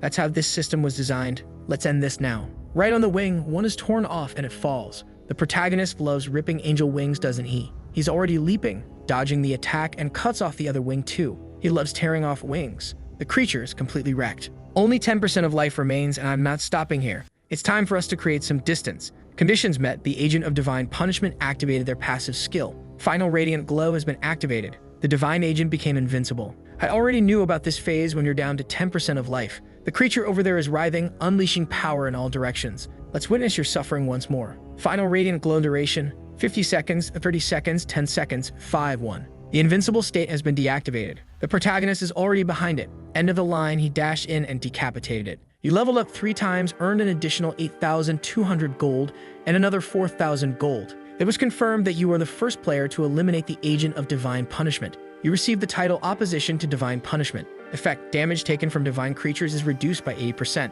While the protagonist is already fighting gods, you receive a condensed ether as a reward for eliminating the divine agent. You receive a radiant rune for being the first to eliminate the divine agent. The rune was automatically engraved on your body. As expected, a condensed ether. It's fair to say the entire plan revolved around this, since a condensed ether is an essential ingredient to craft a god-ranked item. Besides that, I received the Rune of Radiance. It increases intelligence by 1 point and boosts the effectiveness of divine skills by 1% per level. Now that I'm level 30, I'll gain 30 intelligence and the effectiveness of divine skills will increase by 30%. Well, at least I won't have to spend points on intelligence for a while. Everyone completed the side quest and earned 3,000 gold as a reward. Guys, it's over. We're alive. Thank goodness. Man, I can't believe it. Black Scythe defeated the divine agent alone.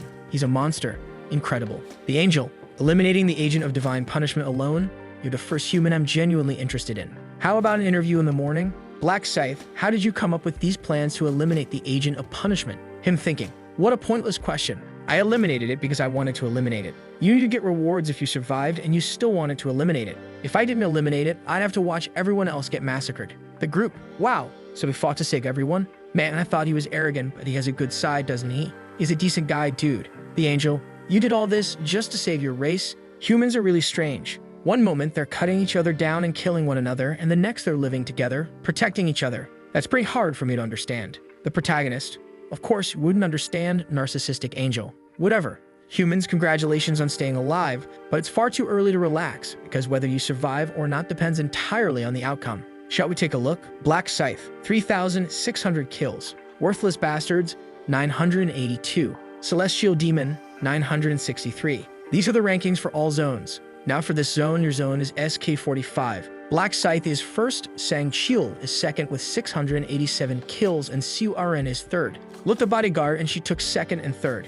Speaking of which, did she even show up during this fight? I didn't see her at all. Come on, draw it out for my eyes. Black Scythe eliminated 3,600, but the second rank didn't even reach 1,000. Level 30, man, this guy is insanely strong. Does he have some kind of bonus or what? The protagonist? I do have an experience bonus, but I think the only way to get this is by being first in the zones. Congratulations, you completed the mission as rank 1 across all zones. Congratulations, you ranked first in your zone. You receive a coupon to select an intermediate level ring for being first in your zone.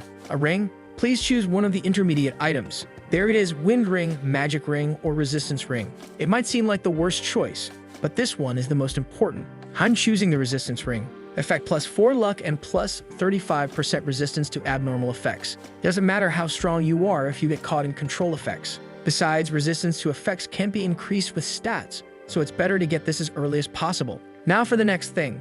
You can choose one of the special rewards, plus 50% to stats for round 4, 4,000 gold, or information about round 4. As expected, there's no more experience buff, since from round 4 onwards, it's no longer about monsters. So although with number 2, gold, and you're now humans, you're all happy here, but did you look at the messages? Rank 1225 is the cutoff line. The guys, Anja, wait, I think there's been a calculation error in the system. Please check it again. Seriously, I eliminated so many monsters. There's no way my rank is that low. Why are the bugs talking? You need to be annihilated if you couldn't even stay in this rank. She snaps her fingers, and they vanish. And with that, we reach the end of round 3. Siu Ren wakes up in bed. I'm back. Thankfully, I survived round 3. No, not just that. I even received the summoner class, Fairy Summoning. Look at this, really an incredible fairy. These fairies served as shields, plus my bodyguard kept everyone distracted. Thanks to them, I managed to pass the 3rd round safely. I can't believe it, I ranked 3rd. Wow, this energy stone I received as a reward. I wonder if the Black Scythe will like it. The protagonist will surely love it. If there's one thing he likes to grab when he sees a woman, it's an energy stone. Yaman appears, throwing a lamp against the wall in fury. Damn it, that Black Scythe. Penalty applied, your stats are permanently reduced by 50%. Ew, damn it. If I'd known this would happen, I wouldn't have volunteered. Bastard. He looks at his phone ringing. Damn, I'm really in trouble now. Incoming call from Kim Sun-han. He answers, Hey Kim Sun-han, are you insane, man? You bastard, you realize the mess you've made. What are you talking about, dude?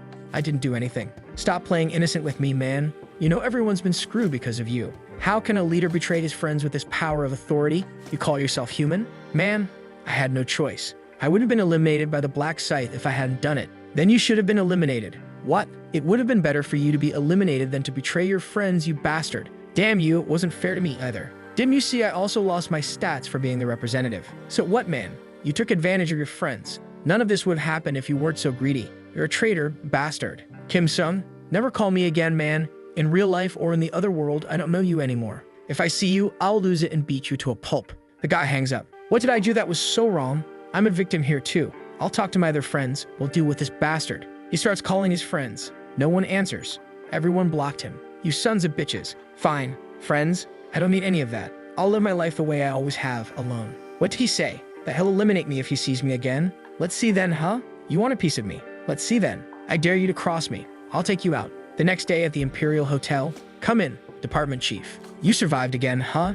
I just got lucky, sir. Round 3 must have been a bit tough. Are you okay? Yes, sir. Maybe because the monsters were weakened. I didn't struggle much. What's your current level? Did you get a class? Yes, sir. I'm level 11 and my class is Knight. Seo-Erin is also at the same level as me, but her class is different. She's a summoner. A summoner. I don't think that's a common class. I was surprised too. After her class changed, she summoned some fairies that kept using protective shields. We managed to hunt smoothly because of that. That's great. Why don't you maintain a close relationship with the actress Seo-Erin? If you're interested, you could even date her. Date her, sir. What are you? I'm just saying if you two are close, it would be easier to learn her weaknesses. I'm not telling you to actually marry her. Wait, you want me to try dating her? Ma'am, I'm just kidding. It's been a while since I've seen that look on your face, you know. You don't have to do it. There's too much trouble. I see, it's just that Seo-Erin doesn't seem to like me much, I think. I'm a failed loser, useless, worthless, a virgin, a coward, and shy. What are you talking about? You're such a responsible guy. She's still formal with me. She calls me Mr. Bodyguard. Is that so? Well, anyway, what's the urgent message you have for me? First of all, I'd like to apologize. But why? I failed to complete the mission you gave me. I couldn't help Black Scythe, nor could I deliver the message. You must have your reasons, right? Yes, what happened was... And then it seems he explained the whole story. So the agent of divine punishment seems like a powerful target. Did Black Scythe eliminate it? Yes, sir. He took it down alone with some overwhelming skill. It's like he already knew how to win. Black Scythe doesn't seem like someone who needs help. So apparently he really does have abilities beyond our imagination. So strong that I feel ashamed for thinking I was strong just because of the Black Knight's rune. Black Scythe, I want to meet you if I ever get the chance. Well, since you had your reasons, I won't blame you for it. I'm sorry, sir. Enough of that. What's the result of the tracking on those bandits? The main one is called Hwang Youngmin. Assuming that's his real name and not a fake. There are dozens of people with that name in Korea. But assuming he's in his 20s and living in Seoul, how many does that narrow it down to? 5 people? What's their location? The detective from the agency said it will take at least a month to locate all their homes. A month? Then we won't find him before round 4. Yeah, but there's no need to rush. We can stall for a bit. How much gold have you accumulated so far? Around 10,000 gold. You're already halfway there. The shop has a skill called tracking. Once you gather 20,000 gold, buy it. All right, sir. I was a bit distracted, so I forgot to tell you that last month a shareholder bought a large number of shares in your company. Which company? You mean my company? The Celestial Demon Consultancy, the one you're currently focusing on. Wait, what percentage of shares did they buy? Sir, don't be too surprised, but they bought 31%.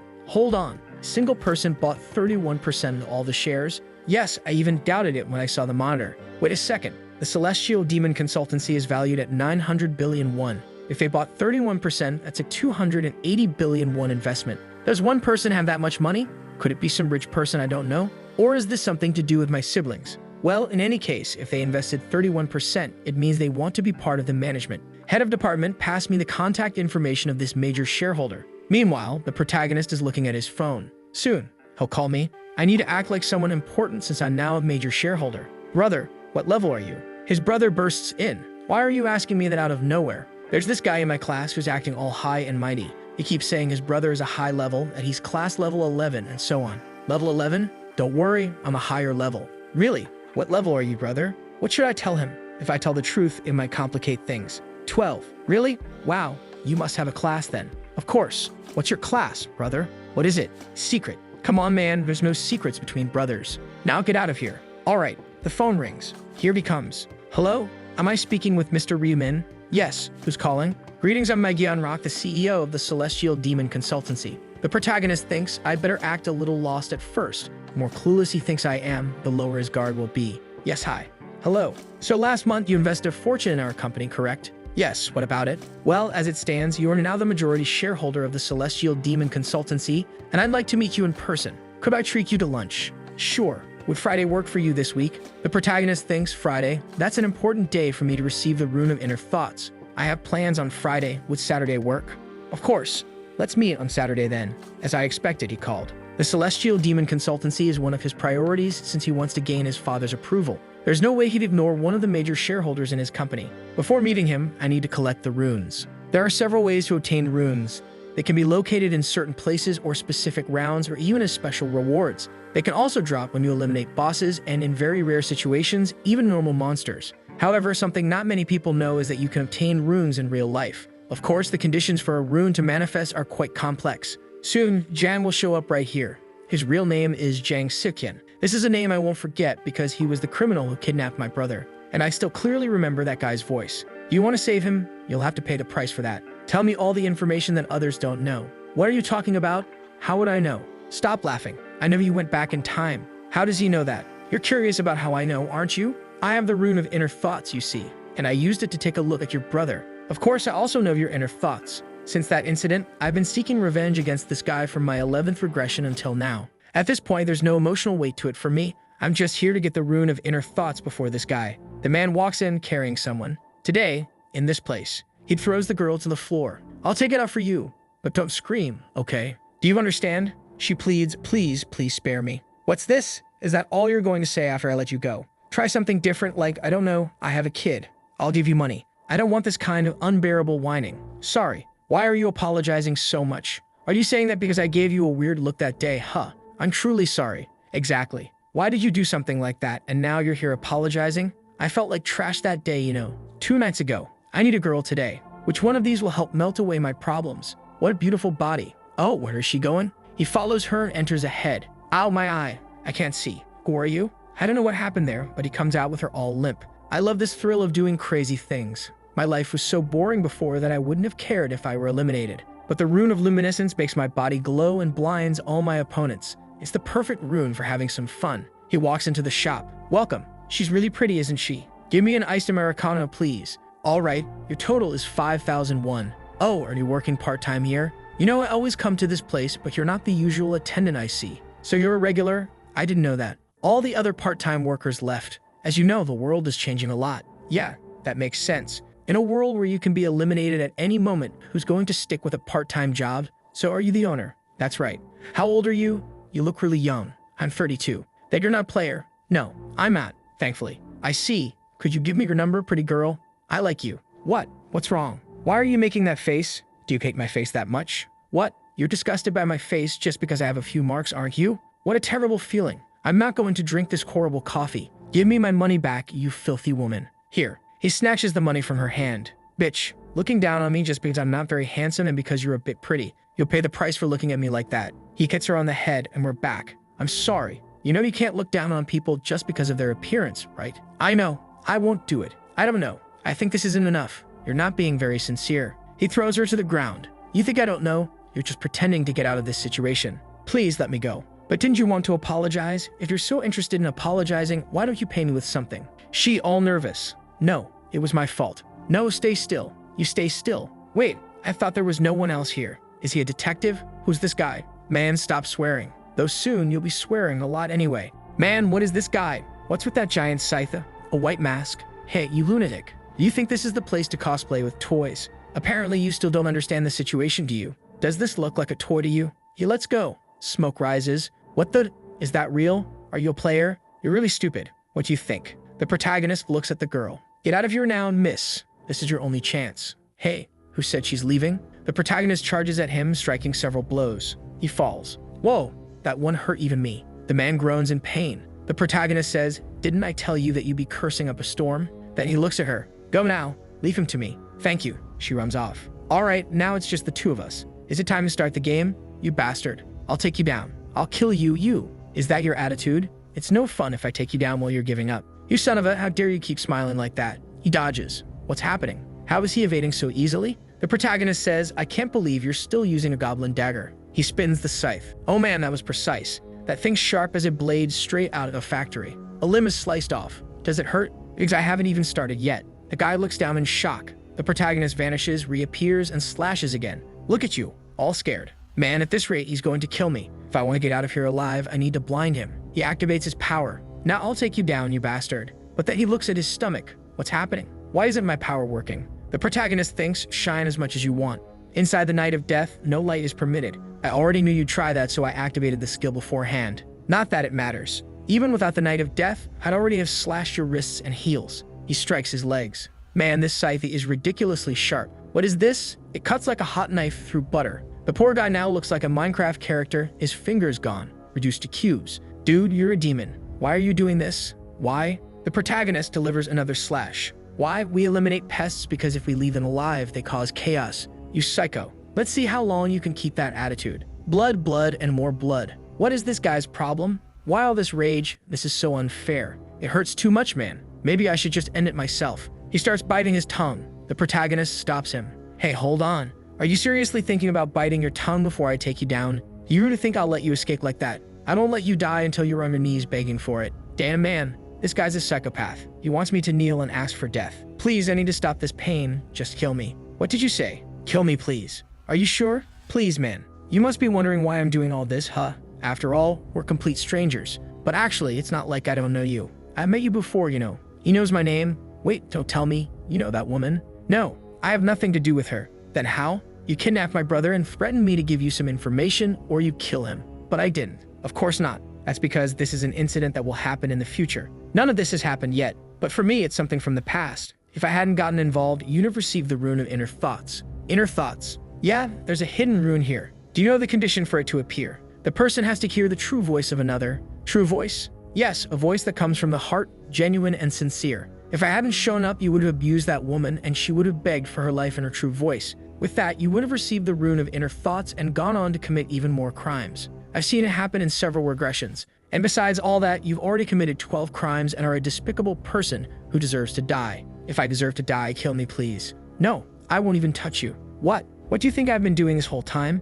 I'm just here waiting for you to die on your own. Man, what's the deal? I just asked him to kill me. Dude, it hurts too much. He doesn't want to receive the rune, huh? Then why won't he let me talk? I'll speak from my heart, please. The protagonist. You're wondering why I'm not letting you speak, aren't you? It's because I'm testing the rune of inner thoughts. Sorry, but I already received it. Don't you remember? You already sincerely begged me to kill you from the beginning. That's when the rune reacted to your true voice. You caused someone to use their true voice, fulfilling the condition for activation. You discover the rune of inner thoughts that was hidden in this place. The rune will be automatically implemented into the player's body. If you observe your target, you can faintly read their inner thoughts. It only works within a 30-meter range. I was just running a test here, and apparently it works. The guy thinks, damn, you got what you wanted. Now kill me already. No, I'm not going to kill you that easily. It would be unfair to your victims, you despicable demon. A while later, the guy disconnects. He's dead. There are no witnesses, but I need to clean up this mess. Using the bonus abilities and the skill I learned this time, erase traces. Effect: erases all traces from the scene, including bodies, blood, fingerprints, and footprints.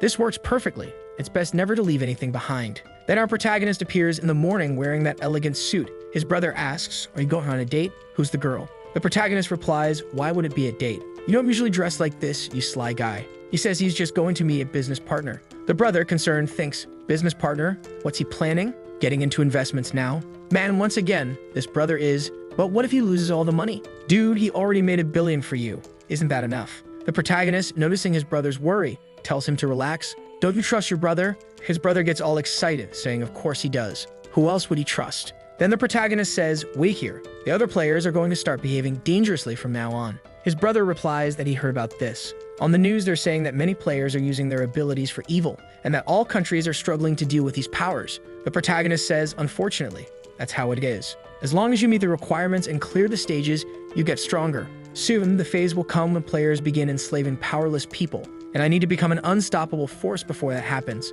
And of course, build my reputation as a reaper. As he's leaving, he tells his brother, be careful out there. His brother is curious about the job, but the protagonist says it's a secret. I'm curious. Tell me. The protagonist replies, I'll tell you soon. Stop complaining. Stay here and eat something, man. The protagonist is now standing in front of a giant gate. Just like the football team has a home advantage, this here is the Osun Group's hotel, so it's all this turf. No one knows about that guy's connections to the Osun Group, so this is information only the protagonist has. And our boy is going to take a risk, using this information to appear even more important. For now, though, he needs to seem as clueless as possible. He walks awkwardly up to the reception desk.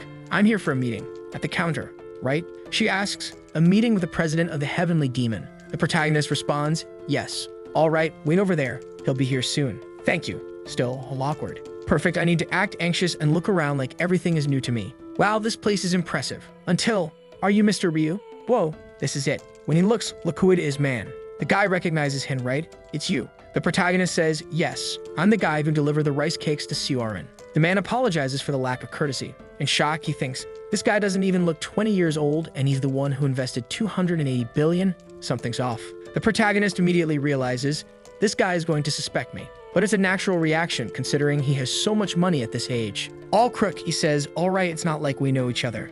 I never expected the president to live so close to me. The guy responds, no, don't get the wrong idea, I'm not the president. Obviously, the protagonist knows that, he's playing along. The man introduces himself as An Sang-chil, the head of the department here, adding that the president will arrive soon. For now, let's go in and wait for him. The protagonist sits calmly in a chair, and the man closes the door. He then picks up the phone and calls the president. President, I met him face to face. There's no way. This guy is way too young. It's impossible he invested all that money alone. Someone else must be backing him, so be cautious. The protagonist immediately picks up on everything. It wasn't a coincidence this guy spoke to him first. He's likely relaying information. No way someone as meticulous as the president would be late. And there he is arriving. Hello, I'm Megyanrock, president of the Celestial Demon Consultancy. He greets the protagonist. It's a pleasure. I'm Ryu Min. He tells the protagonist to take a seat and has the department head sit beside him. The protagonist finds it odd. He's including Sang-chil in the meeting without consulting him first. Looks like he's up to something. Gyeonrock suggests they eat before discussing business, saying he prepared Korean food and hopes it suits their taste. Dude, you're in Korea serving Korean food. It's not a big deal. The protagonist continues his act. Wow, everything looks so luxurious. This hotel is so fancy. I'm glad it's to your liking. At this, Gyeonrock starts lowering his guard, thinking, this guy is so young, and with that attitude of his, I doubt he earned 280 billion alone. Someone's backing him or he's working for someone. He starts wondering who sent him. My brothers? My uncle? I need to find out. He tells the protagonist he was surprised by his arrival. I never expected such a young shareholder. How old are you? The protagonist responds, I'm 20. Gyeonrock, surprised, 20? I'm 29. It's good to meet someone in his similar age range. The protagonist replies, it's good for me too. Then Gyeonrock cuts to the chase. How did you make so much money at your age? Are you from a wealthy family? The protagonist internally, damn, he's direct. Of course not. I was just a regular student until recently. Until recently? What do you mean by that? Didn't you see the news? What news? You didn't hear about the millionaire who won the lottery 4 times in a row? Gyeonrock, I heard about that. The protagonist reveals, that's me, the 4-time lottery winner. Wait, hold on. Pardon? You're that Ryu from the news. That's right. Gyeonrock skeptical. Wait a second. There's something off. The article said the total winnings were around 60 billion. How do you have 280 billion? The protagonist responds, I invested in Bitcoin. It almost sounds like a joke. Bitcoin. Just like that? Exactly. Gyeonrock continues. Wow, that's impressive. But still, what made you risk 60 billion on Bitcoin? I wouldn't have the courage. Even Sang-chil chimes in, kid, you're really lucky. The protagonist retorts, none of this was luck. Sang-chil then mentions, didn't you say in the news that you saw the winning numbers in a dream? The protagonist interrupts, it wasn't a dream either. The two men are stunned. The protagonist stares at them, thinking, this is the only way I'll gain Gyeonrock's trust and bring him to my side. He speaks. This is the first time I've revealed this to anyone, but I have the rune of future sight. Gyeonrock, confused, asks, what's that? It's a rune that allows me to see a few years into the future.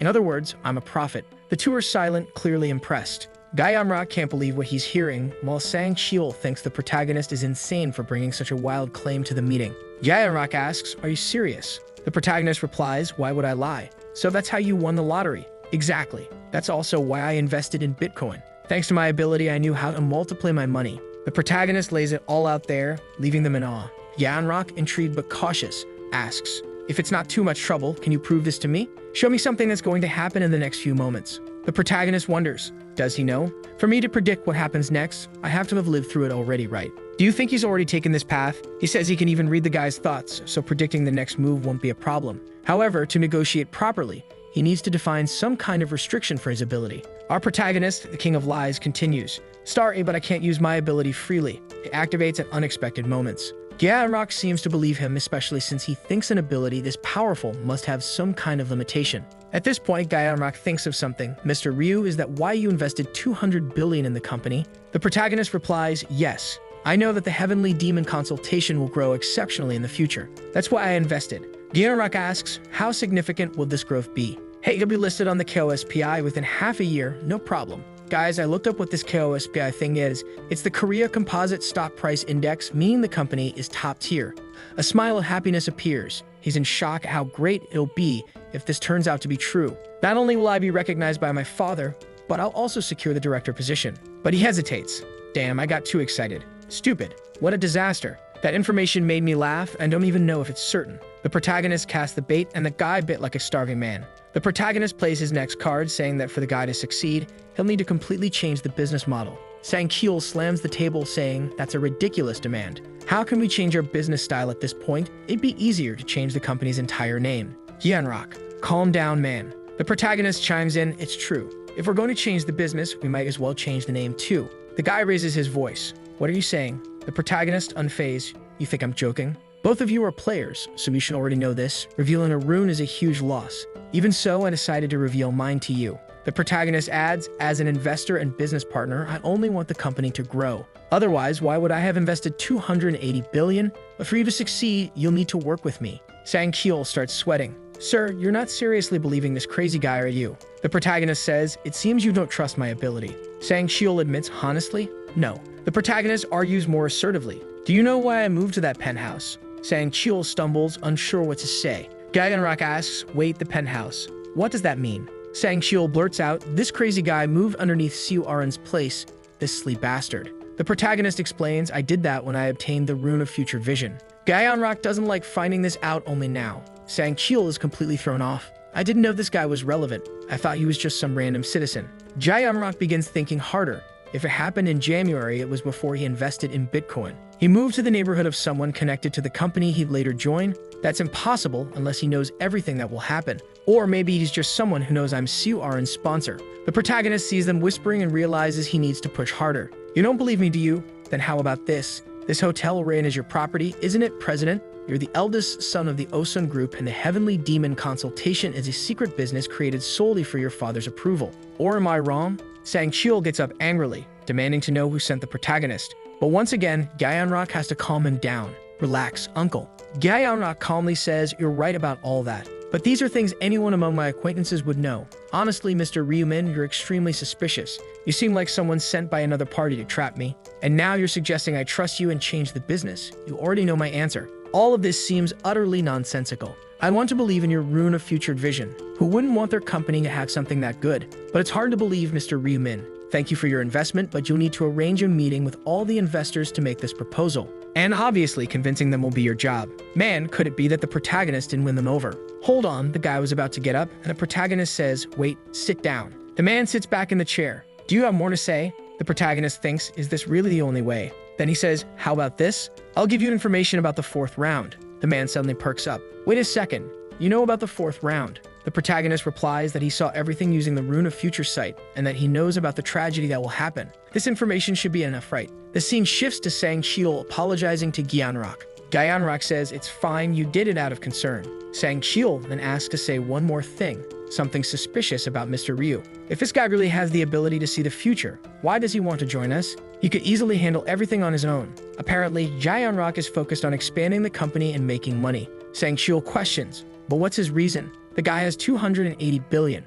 That's more than enough to never work again. Hyunrock explains, well, you know how it is, human greed is sometimes endless. Sang-Kyul still doesn't want to accept it, but Hyunrock counters. Look, if the guy can see the future, we need him. Imagine if we always had information about the upcoming rounds. Not only will the company grow in the process, but we'll also become better players. Still, Sang-Kyul doesn't budge. What if he's not really a prophet? Hyunrock replies, then we just wait and see, don't we? The protagonist provided the information, though we don't hear it, to avoid spoilers. Now on the street, the protagonist knows that when the 4th round ends, they'll be sure he's a prophet. Of course, he withheld information about secret missions and strategies for reaching the top rank. Actually, we do find out. He told them that the 4th round isn't about eliminating monsters. It's a massacre between players. You can't let your guard down for a moment. Man, that's all he said. Still, he's confident it's enough to prove he's a prophet. After this, their trust will shift. They'll want to treat him well and try to protect him. After all, it's much better to have a prophet on your team than on the enemies. Our protagonist pulls out his phone and says, now that I've assumed the role of prophet, will I have to keep it up in the future?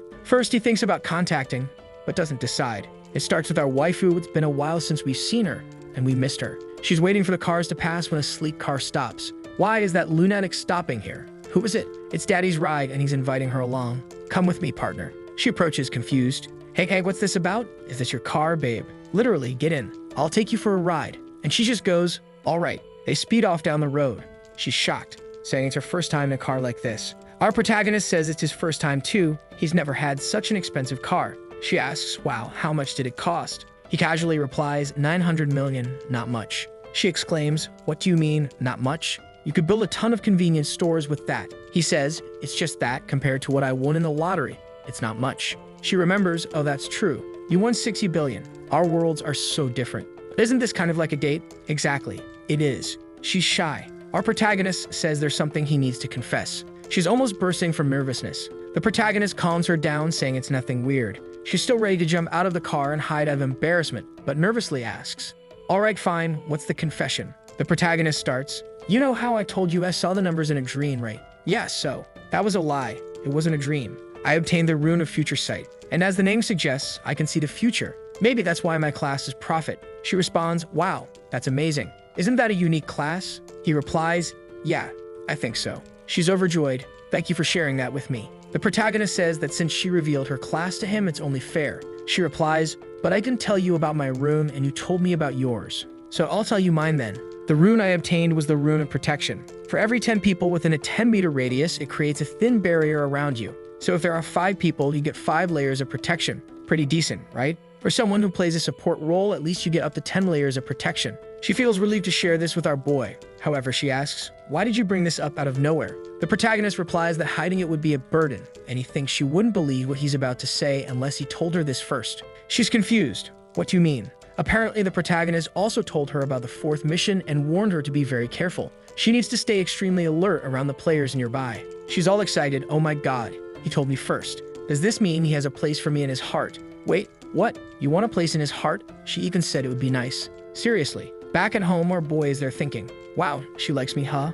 I never knew that. Now it makes sense why she treats him so well. It's a bit surprising, but it's a good way to make her another ally. Plus, she'll believe the prophecies more easily. Wow, protagonist, always scheming. Competing like your life depends on it. Well, it does. After that, he rested and time flew by. It's already April 31st at 11:55. Before entering the other world, he bought another epic item of the day, the shadow gloves. These gloves are covered in shadows and can't be seen at night. Weapons you hold also become translucent. Wow, it's like being partially invisible. Man, now what he said is true. Right. With his Knight of Death ability active, the weapon will also become invisible. He's getting insanely strong, as if he wasn't already. His brother shows up and says, it's time, man. Are you confident it'll go well? Our boy replies, I'll only know once I'm there. Hey, you said you're a prophet. Do you know what'll happen in the 4th round? The protagonist answers, knowing and knowing what to do are 2 very different things. His brother, as always concerned, says you have to survive, no matter what. Man, don't create problems where there are none. Are you trying to mess me up before I even get there? Bye. See you later. The 4th round is the round of death. Oh, look at that miserable guy again. What a mess. All of his attributes are permanently reduced by 50%. He had to betray the person he admired, and in this round he has no command authority. So how is he going to win here? The guy is nervous, looking around scared of his so-called friends, betrayed everyone. But above all, he wants to know, what kind of place is this? What kind of mission takes place in a completely empty area? It's like they're lab rats trapped in a box. Oh, he's already looking at our protagonist. Look at that bastard. I knew he'd be here. He's suspicious. Finds it odd that the protagonist used other players to destroy the relic, and without hesitation, eliminated the prosecutor of retribution. He's thinking, if I had the strength, I'd have eliminated him by now. But at this moment, there's nothing he can do. To stay alive, he'll have to dance to the devil's tune. And here he comes. Hey there, Mr. Black Reaper. What's up, man? He walks up smiling and says, the contract from the previous round still stands, right? The protagonist, what contract, you lunatic? In exchange for me being your subordinate, you protect me. Our boy cuts him off. No, I don't need you as a subordinate anymore. The guy's shocked. What? Why not? I know you don't have command authority anymore. What's the point of a representative without that? Plus, most of the players have already advanced, so you're basically useless now. Now you're nothing but a walking target. A target? He's stunned. He looks around to see if anyone is staring at him, but the protagonist tells him not to worry too much. At the end of the day, everyone here is a target, and there probably aren't that many people who want to take you down. Really? You think they won't come after me? The protagonist explains, by now, everyone has probably learned that being the regional representative isn't necessarily a good thing. Considering the risks and how much you're hunted, it's not worth it. The guy mutters to himself, that's true. I need to get rid of this title as soon as possible. Oh, here she comes looking all stunning full waifu mode. He didn't like it. He's shy and angry. First time I've seen that. She approaches our boy. Hello, Mr. Black Reaper. Hey, Sang-Shiol, do you remember us? The protagonist replies, of course I remember. Sang-chul continues, "You saved us from this bully here. We want to thank you again." Glaring at the guy, the man gets irritated. "Me, a bully? Calm down, relax." The protagonist thanks them and says there's no need for them to meet again. Man, the protagonist cutting off friendships just like that. Sang-chul adds that the president of their association also sent his thanks. The protagonist interrupts again, saying he doesn't care about that. But Soo-arin steps forward with a gift, saying she wants to show her gratitude. "Please, take this." The protagonist is impressed. Once again, something unexpected is happening. She says, "I don't think my words are enough, just wanting the guy to accept it." Being the greedy person he is, he takes it. "Well, arigato. I'll take it. I have no reason to refuse such a good item." She blushes slightly on her upper right cheek, the part we can see. She hesitates, wondering if the protagonist will like it or get mad at her for giving him a useless stone. But with this, the protagonist is sure she doesn't know the value of this crystal. Obviously, if she did, she wouldn't have given it to him. The guy next to her thinks he has something similar. The protagonist wonders, wait, does he also have an energy crystal? The guy keeps thinking, "I think mine was a black and gold strength stone." The protagonist is shocked. It's an extremely difficult item to obtain. Much rarer than a magic crystal, and currently, it's impossible to acquire one intentionally. Now intrigued, the protagonist wonders, knowing he has such a valuable item, is this good or bad luck? Soo-arin approaches timidly. "Sir Scythe, do you mean a barrier?" The protagonist responds, "What do you mean, a barrier?" She reveals she obtained the summoner class and can place a fairy barrier on him if he needs it, shyly trying to please him. But she's quickly interrupted. "Thanks, but no, I don't need it." She replies, "Oh, I see." After saying goodbye, she leaves with a polite farewell. "Take care. I hope you do well. Thanks, bye you all." The other guy was already leaving when the protagonist called out, "Wait a second. If you keep this up, you'll regret it, you know?" Confused, the guy asks, "What are you talking about? I'd already told you were a walking target. But didn't you say no one would come after me? I said there wouldn't be many, not that there wouldn't be anyone. After all, as a representative, you still have some benefits. Even though a lot of people are already level 10 and have obtained a class, there are still those who haven't. So you're still a target for the authority of command. Do you really think none of the thousands of players would want to kill you? Then what do you want me to do? I'll help you not to be an easy target." He beams with excitement. "Really? You're serious? But it won't be for free. As payment for helping you, do you see the stone Soo-arin gave me? If you match something similar, I'll take it. Really." He eagerly opens his inventory, retrieves the item, and hands it over. Man, just like that, easy. The protagonist asks, "Got anything else?" The guy replies, "No, I gave you everything I had. But now that I handed it over, you're going to protect me, right?" The protagonist assures him, "Yes, I'll keep my promise." So the video ends here. If you don't want to miss the next part, activate the notification bell, and see you next time on Tob's channel.